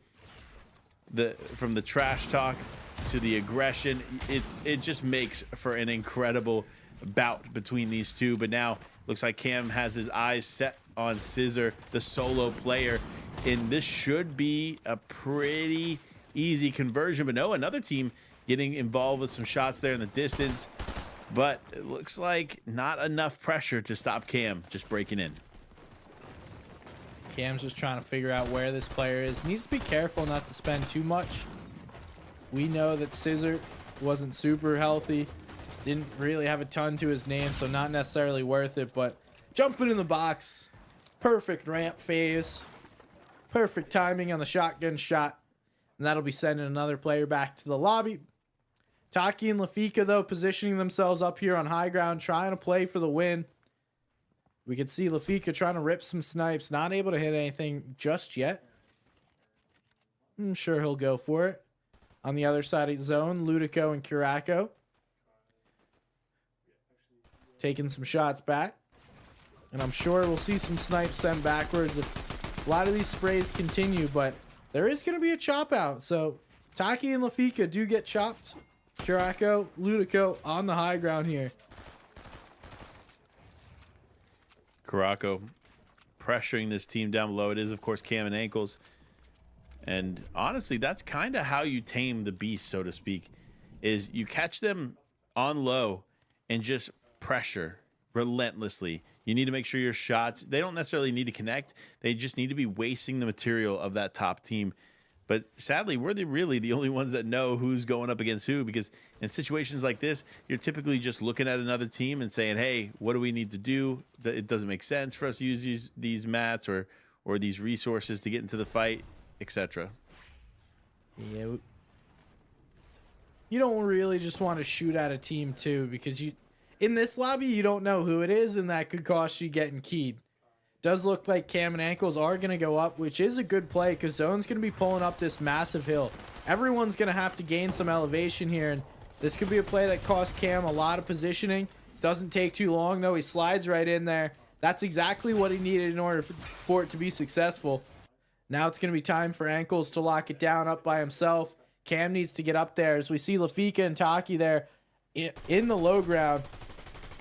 But now the two players working, putting that pressure down on Taki, as Ankles now is going to need some support to hold this height. Not only that, you saw there for a moment Lafika was actually turning onto Cam. That could be a bad fight, but no, it does look like Cam's going to be able to slip away. Now it's Lafika and Taki climbing up the side of the hill. Ankles has his sights set on him as they're spending a lot of time in Storm. If he forces them down, it could be the end of their game for them, but no, they do end up slipping into the zone just barely. As 40 HP health in a dream. They do still have basically full shield, but the more time you spend in Storm, the more likely you are to fall. So you got to be mindful of that as now they rotate yet again here. Taki getting in. Big shot lands and Ludico is out. Now we have two duos and a solo. We know who they are. We've seen these two go head to head in back-to-back games. Now they're going head to head right here. Olaf just trying to play for whatever he can, hopefully getting a second place. But no, down goes Lafika, out goes Taki. Second place, great play here by Olaf to make it. That's going to be a little extra points, but Cam's trying to find out where this player is. He does find him, and this is all over here. It's just a matter of time. Another big game and a win from Cam and Ankles. The storyline has been Cam and Ankles versus Taki and Lafika. And even though it wasn't a second and first place finish for those two teams, it was a third place and first place finish. And that story continues to brew because Lafika and Taki, they are getting closer and closer to that first place spot. But of course, you know as well as I do, Cam and Ankles are securing that down pat. The only thing that could derail this win for them is an early game finish. But we'll have to wait and see to what happens next. But for now, we're going to go to a quick break. Don't go anywhere, folks. Get your drink, get your popcorn, and get ready for two final incredible games.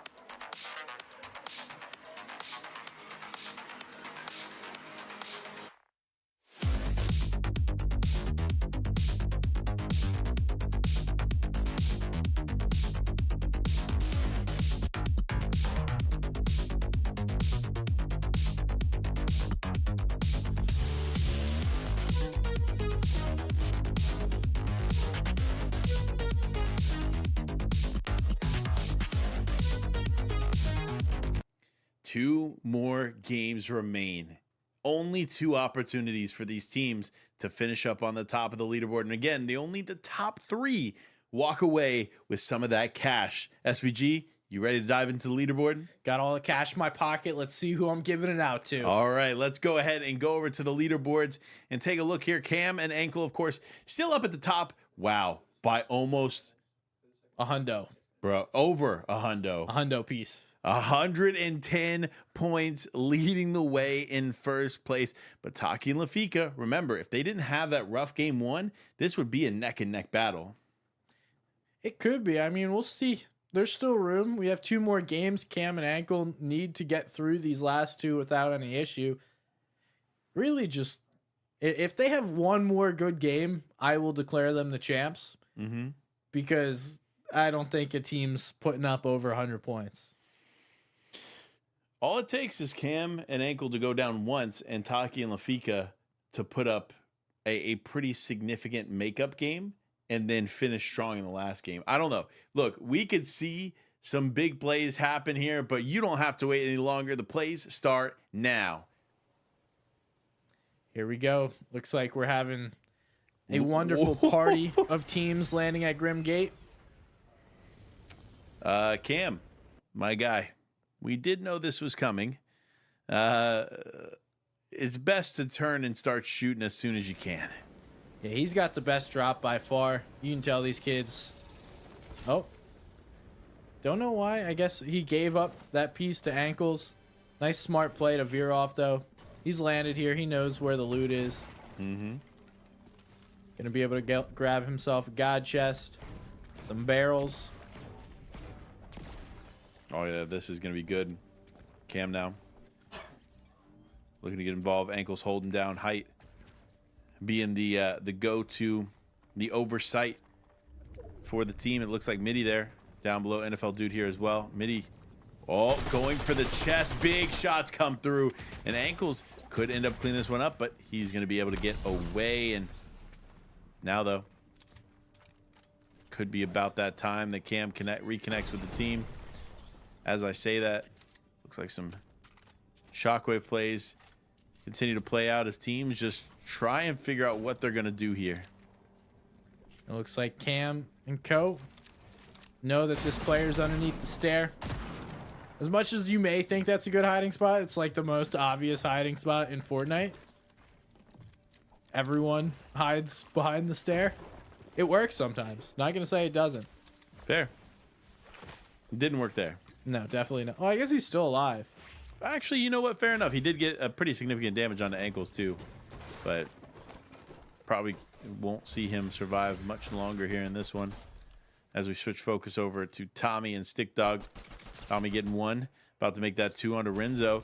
Renzo very, very weak. Tommy says, you know what? Come here. I'm getting that final shot. You can't airbend away from me, but no, another player gets into the fold. That's a little assist there by Trashy. That's what you want to see, is the teamwork coming through by those 2. Now Tommy trying to find where his knock is.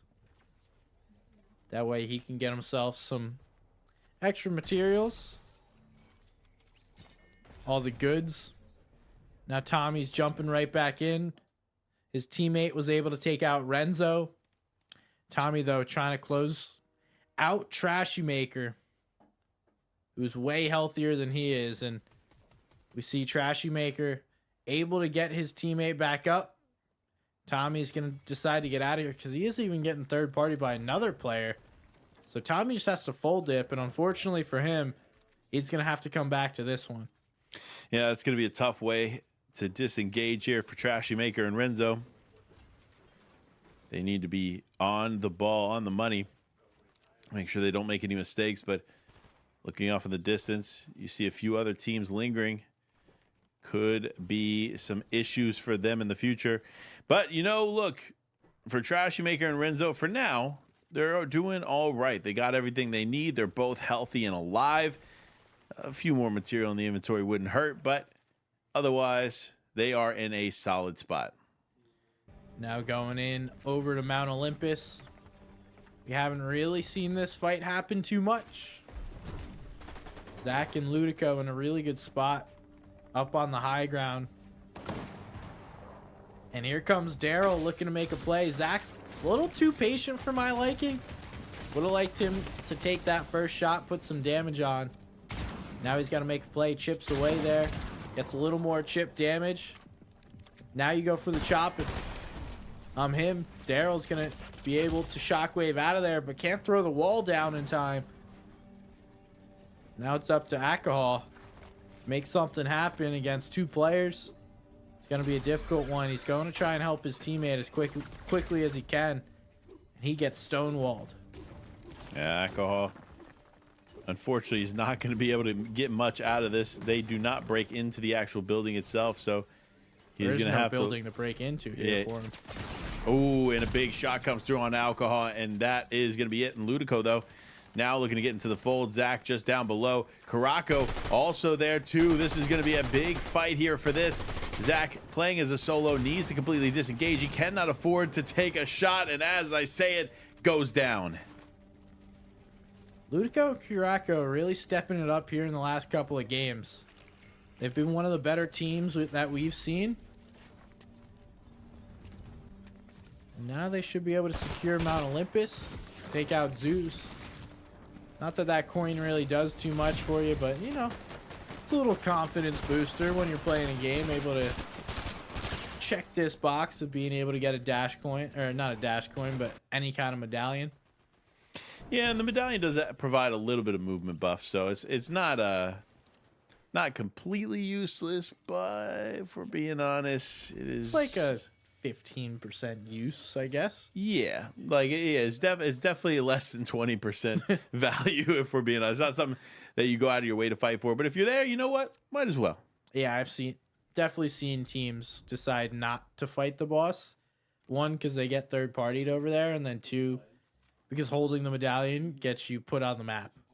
Shout out Thomas and Queasy. I don't know if they're landing there anymore. Did they cut off? They're what's it? They're in drop spot purgatory. They don't know where they want to land just yet. That's tough too for a high caliber team like that. But I mean, we saw in the beginning of the season, both of them. Oh, Vazforce. We're getting word Vazforce is down to Zexus and Void. So that's going to be a third place team down and out by one of the top 5. Bada bing, bada boom. We'll start to see these fights happen more and more often. Terms and Scissor, I believe, are in second place going into this game. They're right there in contention for the top 3. Excuse me. They're in third place. Void and Zexus were in 5th, Vazforce in 4th. So if Void and Zexus fully took out Zazforce and Olaf, that could be their quick claim into the 4th place spot, but we'll have to pay attention as the game goes on. And Relentless going down here to Crazy Dandy. You know, Crazy or Dandy, a player that we've seen cause a little bit of destruction and mayhem for some of these players in this lobby. So definitely going to be a good start for the duo. Although, we have to be honest, it looks like the aggression level continues to turn up as these teams are just absolutely pushing in for their final opportunity, their final push, so to speak, to get on the leaderboard. Because this is it, folks. This is the penultimate game. As 11-2K would say, it all comes down to this. Looks like Scissor and Terms trying to get aggressive here. We just saw Glock and Dandy take out a player. Now Glock gets taken out. Crazy's going to run. Looks like they're just going to let him go. Now Tommy stuck in this engagement, unfortunately. We're coming back to this. We saw he was trying to take out those players. Now I think he's just trying to get his teammate back in the game, and this should work out for him. Maztel is just chilling there. I guess they're just afraid to jump out of the box at the moment. Tommy only has one single flopper, so he's deciding, I can't hang out and heal here for too long. Let me make sure that I get myself in zone. Hopefully he's got a card and can get his teammate back in too. Could be a huge play on their behalf. We'll have to wait and see as Taki and Lafika gonna go ahead and take to the skies. And sure enough, it looks like I thought for a moment Lafika may have had some eyes set on a player, but no. Looks like they're just going to keep gathering that intel as now we focus in on JD and Cart. Taking a lot of damage. Cart taking the most, though, as he's trying to fight this one out. He needs to be mindful of his surroundings as there are other players honing in and causing some chaos in the midst of this fight. Looks like Cart and JD will win this one. Blaze, unfortunately, and Watson not going to be able to have any success there. Taki now walking up, trying to take out Renzo. Renzo just struggling, though, thus far today. Looking to have a little more success, and it starts with winning this fight. Unfortunately for him, he goes down. His teammate's able to get some big damage there onto Taki, but now the two back on off. They'll be able to heal up, and this really isn't a problem for either of these players, except there is another third party walking in. So more than just one player they're having to deal with. Lafika and Taki, though, seem calm, cool, collected. They're just chilling. And that's exactly what you want to see here from this team. But for Scissor now, looks like they're going to have to Bless you. press on here as they go head to head with Void and Xexes. This team has found a lot of success on the day and the weekend as an entirety, but it comes down to the top three, and they are one of the few teams fighting for that top three spot. Yeah, and this is a competitive game, competitive fight between Xexes, Void, Scissor, and Terms. These are some of our top contenders going head to head. You see it every once in a while.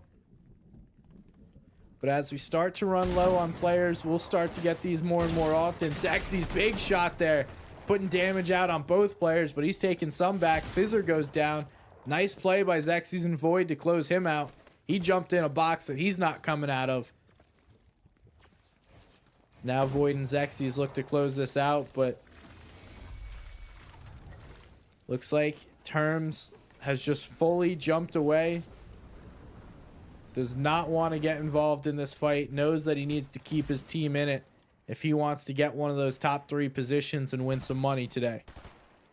Yeah, it all comes down to how this plays out. Is just breaking in here. Lafika looking to take a big shot there, and unfortunately a swing and a miss for that one. So it's not going to be able to convert into an ending fight, but they are still going to press this box, and unfortunately, there it is. It is all ogre there, as SBG would say, and Lafika and Taki walk away as the champs of that fight. Another couple of elims, Karako, Ludico getting taken out. Looks like Void and Xexes just hanging out, expecting Terms to try and hit the reboot. Maybe they know he's nearby. Are they going to walk into that room? No, Terms going to get so lucky right there. He's just sitting in this corner. If they open that door, either Terms is putting one of them down or Terms is going down. And wait, did that NPC just start eating cereal? Did you see that? Maybe. I saw the outline. He just like sat down at a desk and was like scooping something up. I mean, respect. I'd be down for a cereal break right now. What about you? It's about that time of day, right? It is, yeah. What's your go-to cereal? Ooh, you know, more recently, I have actually really enjoyed Fruity Pebbles. Okay. So I would have to say, as of a little bit of recency bias, it'd be Fruity Pebbles. Reese's Puffs, very good alternative option. And then Ghost just put out a protein cereal. I haven't tried it yet, but everybody is telling me that it's super good. So that may be on my list here very soon. I can't lie. I can't remember the last time I've had a bowl of cereal. You're lost, man. I mean, is it that good for you?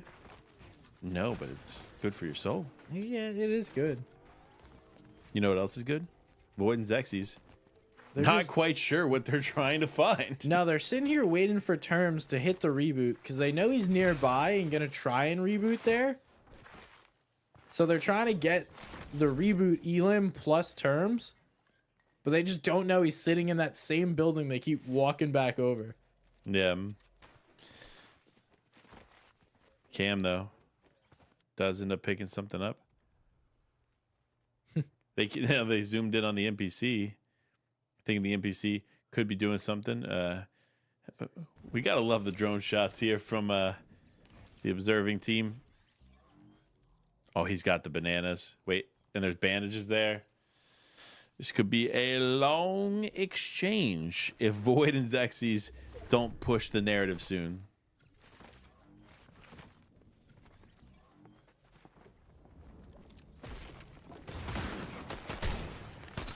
Oh, yep.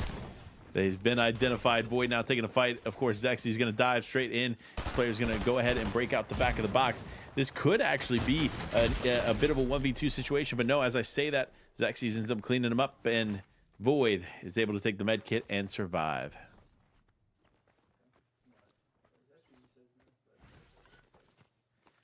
This is a lot of time spent and a lot of heals spent for one more elim. In the grand scheme of things, it's pretty solid to take out one of the top contenders. So that way you could get some extra points that team won't. But generally, I think you just wasted a lot of time where you probably could have gotten some more elims. Instead of just one and spending all your heals just to sit in Storm. Now Trashy and Renzo finally having the game that they've been hoping for. It took a while, but now here in game number 5, they're picking it up. Yeah, and Ankles, oh my gosh, taking out JD there real quick.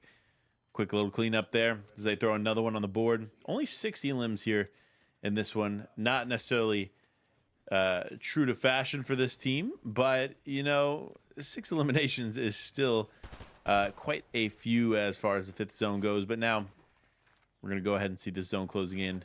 Players all coming together. Now in one more fight ensuing, it is Kaislock and Tokyo finding more success in this one.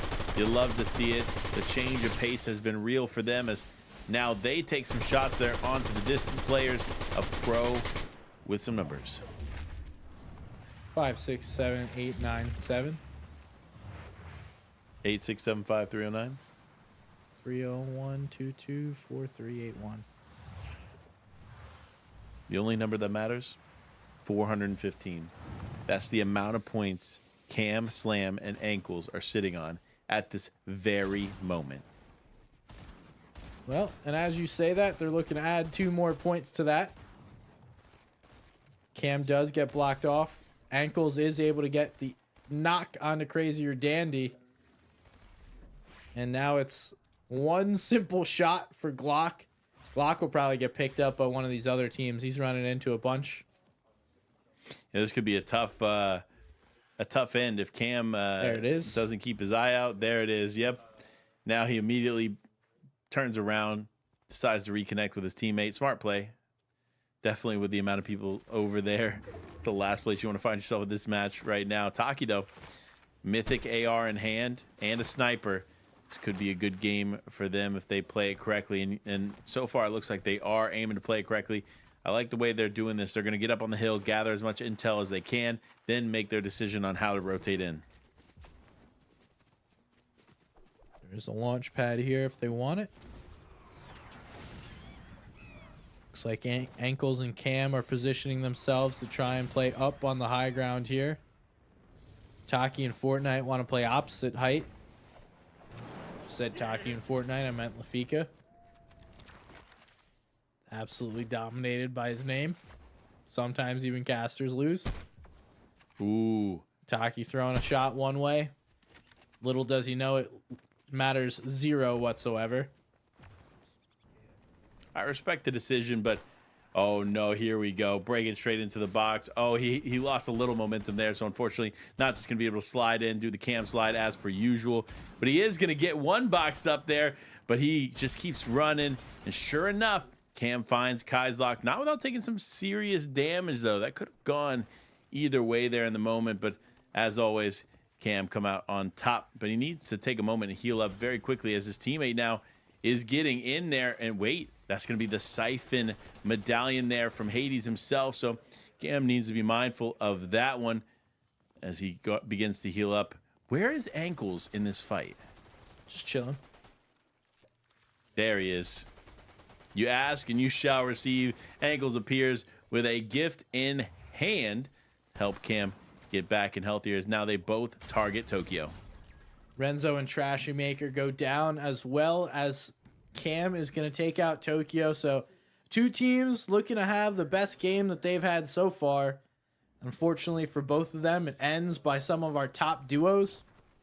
And now we have 5 of our top duos left. Vazforce and Olaf, Void Xerxes, Lafika Taki, and then as we know, Cam and Ankles. There's one more duo I'm missing.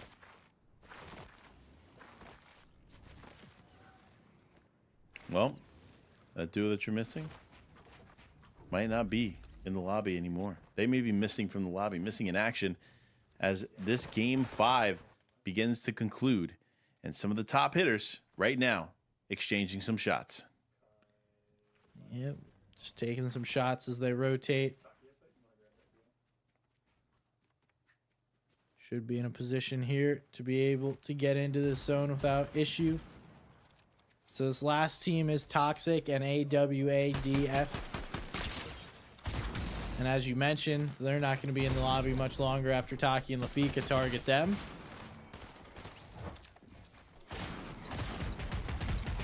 Big shots coming through here from this team, trying to take out the final ones, and they do. That's going to be Lafika picking up AWD. He's going to be out here now, though. Taki Lafika going to go ahead and hit the Flowberry Fizz and just rotate to the right side. But if Cam and Ankles even take a glimpse, rather, in their direction, that could cause some problems. Taki realizing that and now opting to go opposite side of zone. Despite this being a little bit longer of a run, they don't mind picking up the extra miles because they know the value is on the other side. Yeah, I think they might be trying to fight some of these other teams, catch some people rotating as well. I'm not sure what we're doing here. Looks like playing for the high ground as of right now, but a lot of teams here. And this one looks like, oh no, as I say that, Taki does get a bit of an elevated position, but it's nothing that's like a significant advantage either way. It all depends on how these last few teams rotate, because remember, these teams have dwindled down very quickly, which means this open space is much wider and opens up a lot more risk for the teams that aren't quite on the edge. Yeah, it's a lot harder to rotate these zones when there's only a couple of players versus a ton. No builds being placed to save you. And now I understand what Taki and Lafika are doing. They were trying to position themselves in case zone pulled this way. They could have that high ground position, but it pulls the opposite towards Cam and Lafika. So these two players now going to have to navigate around.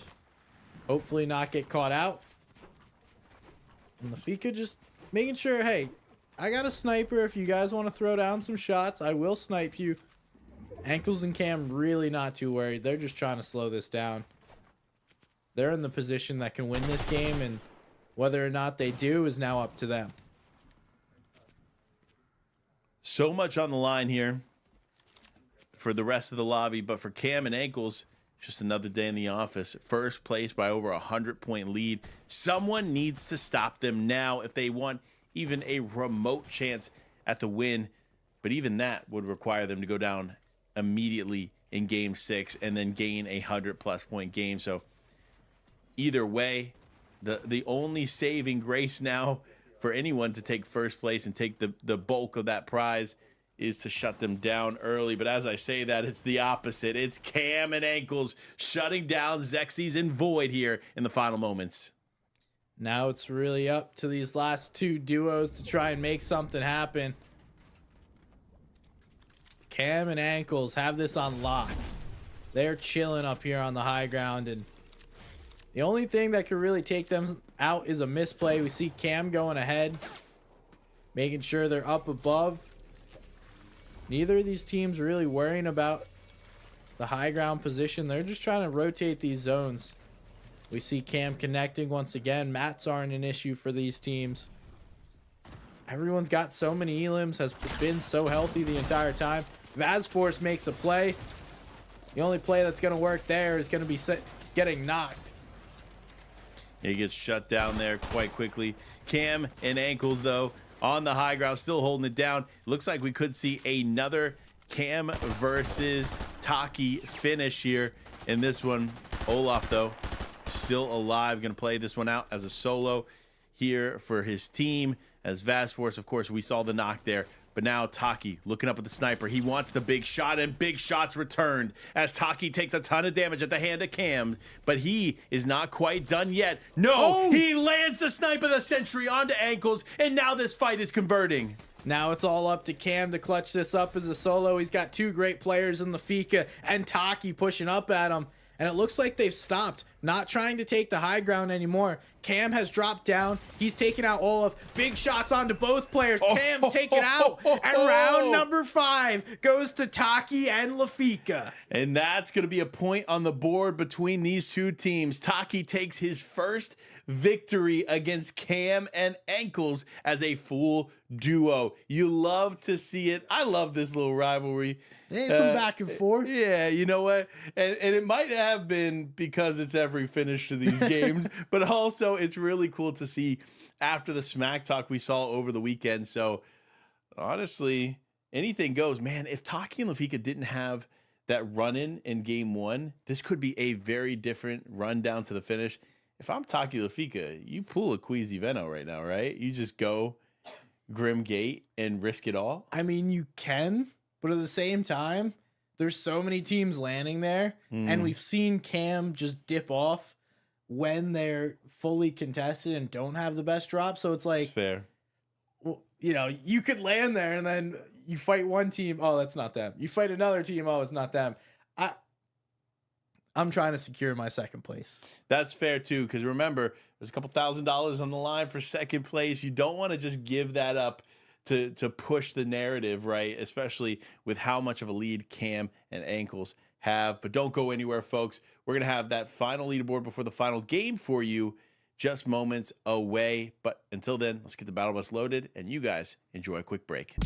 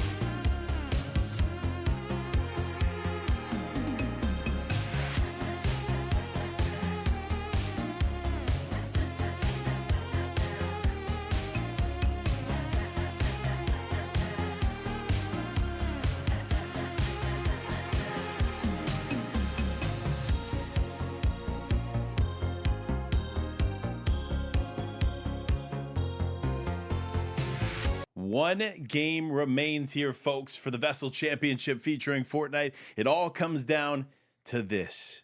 And for those that are wondering, where's the leaderboard? Where is the difference? Is there a disparity between first and second? Well, number one, the leaderboard's here and the leaderboard's now. Number two, yes, there is a disparity between first and second place. Yeah, there's a pretty big one, 103 points. So to put that into perspective, you get 65 points per win. All right, so we'll chunk out 65. They're still down, what would that be? 39 points. Mm-hmm. And then that's about 2 points per elim. Mm-hmm. It's doable. It's very possible. It's a 20 elim win. We've seen that. We've seen that in stride from several teams. So, and Taki Lafika were one of them. So, you know what? Let's get into it. It's time. Game number 6 is here. Let's finish off strong. Starting off, of course, with Cam and Ankles. Well, and we're not only playing for first place. I know a lot of people seem to focus on that. There is also a second and third place prize. Seems like Taki and Lafika have that second place pretty much locked in the bag, but third place is open between 3 or 4 different teams.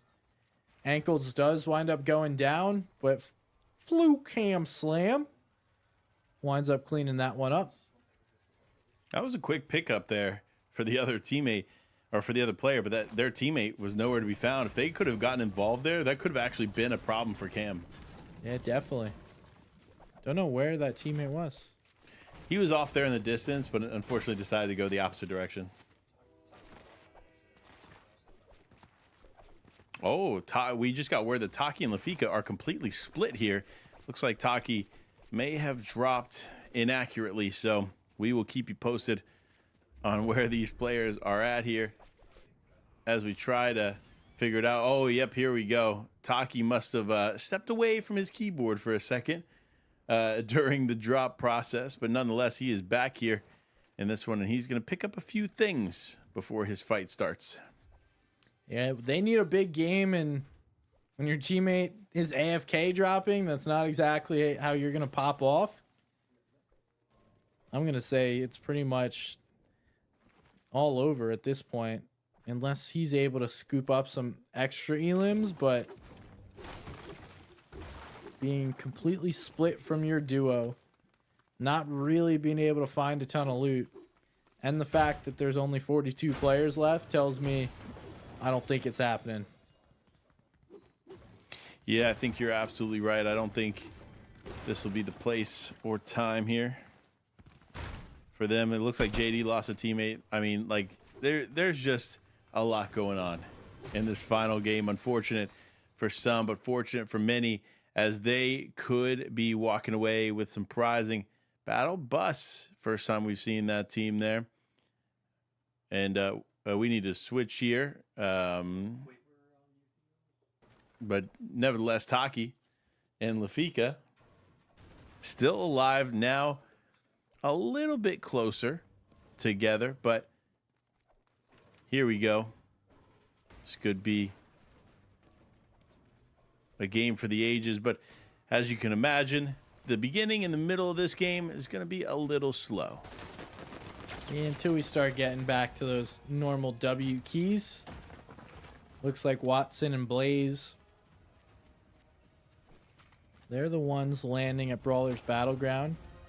We've seen Taki and Lafika there several times. Now Snacks and Ralph jumping on these players. Able to take out Chon and Wills. These two have 2 eliminations already, and now it looks like Dandy's just hiding in a roof. He does get called out, though. Blaze is going to look to take him out. Dandy, wow, his tournament's over. Void goes down there to Terms. That's huge. Terms, Scissors, Void, and Xerxes are fighting. Would love to be able to see that. Figure out what's going on. Yeah, remember, And here Terms and Scissor were in 4th place.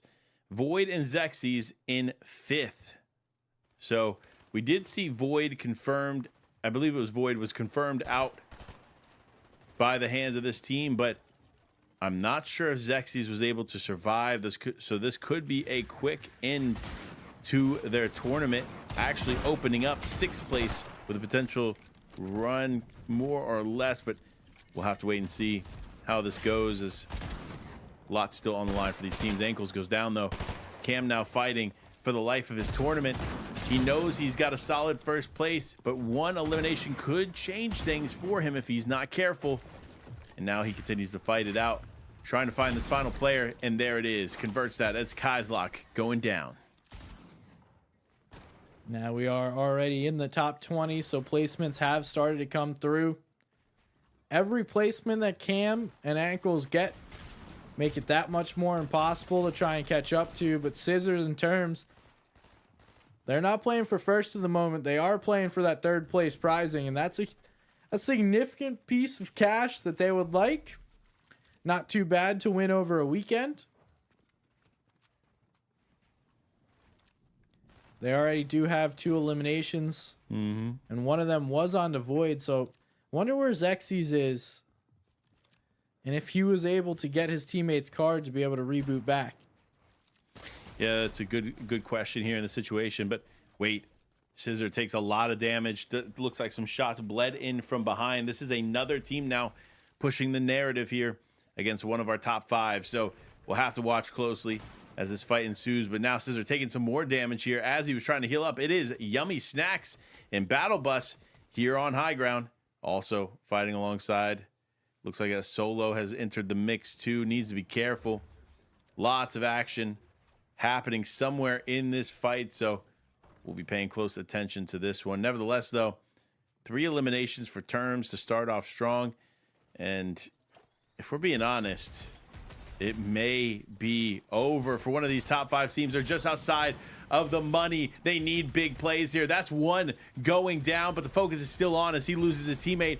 Terms needs to do everything he can here to survive. The player just spraying in, trying to make his way into the box, but Terms, now with the disengage, needs to find something to survive. Only 15 builds remain here in the inventory and not a lot to work with. Luckily, he owns a lot of this, but down he goes. Snacks taking him out. And that's big by those 2 to be able to take out one of the top 5 teams. So a lot of these players going down early, which is making it all much more of just a victory lap for our top 3.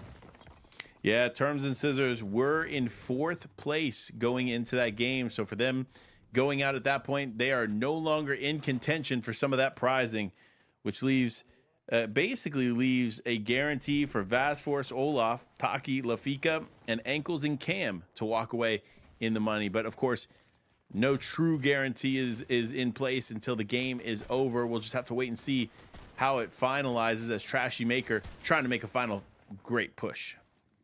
Trashy Maker, Renzo, just building out, holding their space for the moment. Now Lil Crank and Curvzo. Curvaz. Trying to figure out what the heck's going on.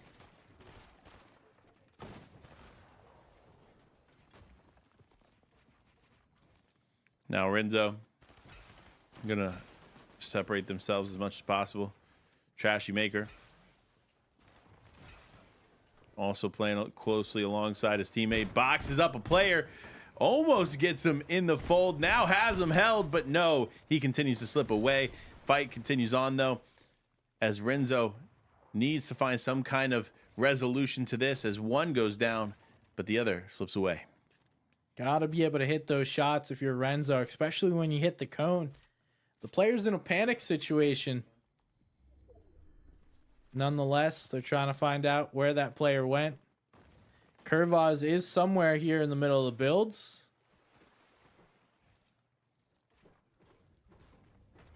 Now they're going to try and chop out everything.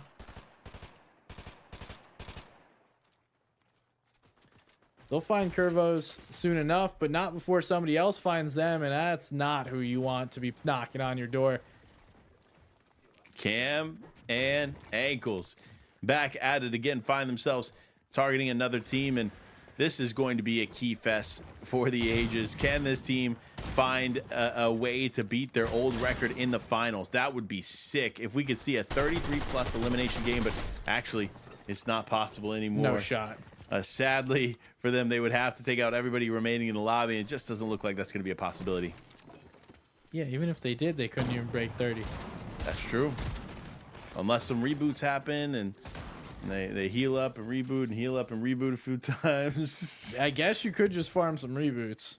But outside of that, it does look like it's going to be just the focus for them will be a high elim finish. I'm curious what we will find here as they continue to aggress the rest of this lobby, but the action will really come down to the final few moments. Now we see Void and Xerxes. So after going down early, Void's back in this one. They have a chance to break into that top 3. Their key is really to take out a player. Vaz, Force, and Olaf. Those are the 2 that need to go down in order for this gap to be closed. Looks like Taki and Lafika pretty safely have that 2nd place, and we're watching your winners of the tournament right now. Yeah, it looks like it is all but set for Cam and Ankles to walk away as your VESL champions. But, of course, one valiant push left for the remaining teams as Void and Xerxes, remember, found themselves going into this one in 5th place. And in 3rd place is Zazforce and Olaf with 336. So if Void and Xerxes can have a massive finish here, they could actually make it into the money. Yeah, only 30 points. It's not that big of a difference. The problem is they have no elims thus far. So you're really running out of time to make that difference up, especially when the other players are still up and alive. Because at the moment, we still have our entire top 3 alive. Haven't seen Vazforce and Olaf this game just yet. Would love to check in with those 2 to see what they're doing. But Xerxes and Void, regardless of if they finish in the top 3, these 2 have played a wonderful weekend of Fortnite. They've been really solid. One of the better aggressive teams, consistent, and doing everything they need to. You know what might happen right now? The hype is real. Vazforce may be getting aggressed by Void and Xerxes. Void and Xerxes was coming through the water towards where they were at, but we'll see how that plays out as Fluke Cam slams another back to the lobby, and Pepino, he's going to be down now. Ankles finding another target here for him. That's going to be Kuro potentially taking some shots, but no, looks like, oh, as I said it, I lied a little bit. He is going to aggress. Ankles wants that final elimination onto Kuro. And look at that movement. The Shockwave Flowberry Fizz play is unbeaten. You can see just chasing them throughout the map. Wind up running into another player, Watson. Kuro, if he doesn't move, can like sneakily just hide here. And as I say that, he makes an edit. Unfortunate. It is Void and Xerxes now looking to take out one of the top contenders. This is huge. This could be for 3rd place. That is 3rd place going down. Half of the team is down. If Vazforce doesn't survive here, that's going to be the full 3rd place team down and out. So he needs to survive this if he doesn't want to let Void and Xerxes potentially confirm a 3rd place takeover. But we'll have to wait and see how that plays out. Xerxes does find Stick Dog, though. That's going to be another one. But I'm curious where Vazforce was able to slip away to. If he holds on for long enough, they could do just enough to stay in it. And there's another one. I'd say Vazforce needs to secure a top 5 in order to make sure that he is in that top 3 spot overall on our leaderboards. Because coming into this, you had about a 30-point lead. So you need to make sure that you can keep that lead. We know they had no eliminations. Another team with no eliminations at the moment is Lafika and Taki. These 2, again, have also played very well. Just a great overall tournament by them. They're going to wind up falling just short. And I feel like in Fortnite, I'm sure you've heard me say this, Panda, it's a winner take all game, but it's overall it's not a winner take all type of tournament. Players have some great games, have some great moments. There down goes VESL, so top 3 is going to be open. Third place here from Void, but now they're going to run into an absolute beast in Taki and Lafika. This is second place now, challenging Void and Xexes. Remember, Void and Xexes now have a potential run at third place by taking out VESL, but this is a problem because second place has been one of the stronger fighters, if not the second strongest fighting team in this lobby. So for Void and Xexes, your best bet to get out of this is run. And I don't know what they're trying to do. They don't have a ton of material. Yeah, they are looking. Definitely are kind of forced just to sit here for the moment. I think all these players are just forced to sit here. We'll see how this goes. Lafika starts to make a play here. Oh! Taki goes down. Taki's down. It's a 2v1. Lafika now on the back foot. This could be the big turn that Void and Co needed, but no, Void goes down as well, and Xexes cleans it up. Lafika is down. Second place is down, and Xexes and Void still have a chance for third. Third place in their sights. They're closing the gap, elim by elim, and those two. Some of the toughest 2 elims you're going to have to take. Nonetheless, able to knock him down. That's huge for that duo. Unfortunately, it looks like Cam and Ankles are coming over. And while this could be a miraculous third place miracle run, it looks like it's about to end unless they can take out the leaders right now. I mean, look, they took out Lafika and Taki. You can't count them out now, despite Cam being as great as he is. But remember, I don't think Ankles is here. I think they split. So with them split fighting the way that they are, this could be the best case scenario for Void and Xexes. Oh, they get chopped. Ooh, oh, it is Ankles. Ankles does come back with his team, but Ankles goes down, and now all up to Cam. This is truly the story of the Void and Xexes run for third. The miracle run continues. They're able to get another elimination. Now Cam's forced to climb here. He's trying to figure out how he can make this play up the hill.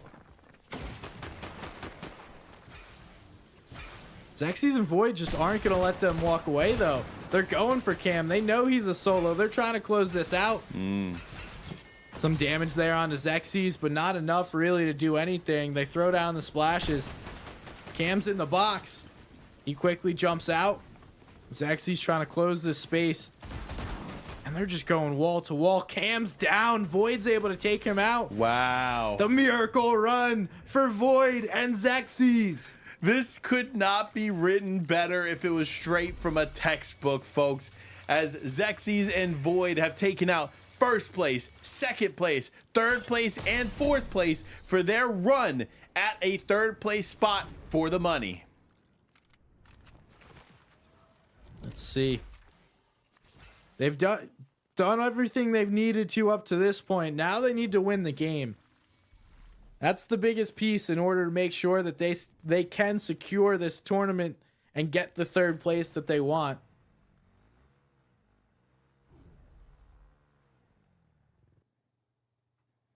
But now the focus is on Ghost and Golden Gladiator playing out the way that can. Tommy, though, going to go ahead and press in a little bit more. Remember, Sick Dog did go down quite early in this one, so we'll have to see how it plays out for Tommy. But now you see him just looking for the right snipe. He needs that right opportunity to convert an elimination real quick. But no, it's not going to play out, as he needs to continue to shock wave on. But big shots come through.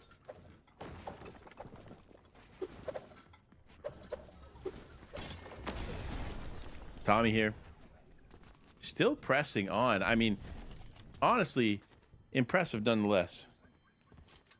We see Tommy just chilling, trying to find some space. Void and Xexes looking to lock it down.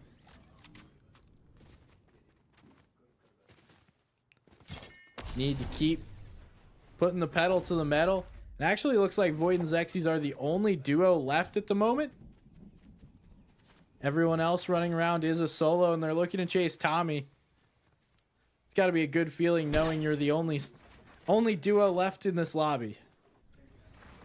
Yeah, and they're going to play for it here as we continue to fight. Looks like Void going to go ahead and try to build it out here. Shots rain through, but swing and a miss there. As Void, unfortunately, not going to be able to connect what he needs to onto Tommy to finish this one out. Remember, looks like Void and Xerxes, the last remaining duo in this game here, as Tommy just shockwaves away. Moments from his imminent demise, does find a way to just slip out of the grasp of Void. Now we can see starting to dwindle here on all the heals that they have available. Shouldn't really matter though if they play this properly as the only duo. All these fights are readily available to win. There it is. Now looking for Tommy. Gonna clean him up.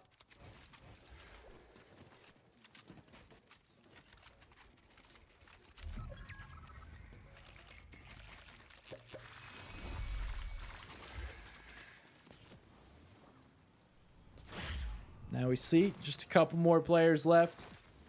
This feels like it's only kind of... Yeah, Zach's just chilling. He's got nothing. Nothing left to worry about. Xerxes and Void. Got one more player left to try and find.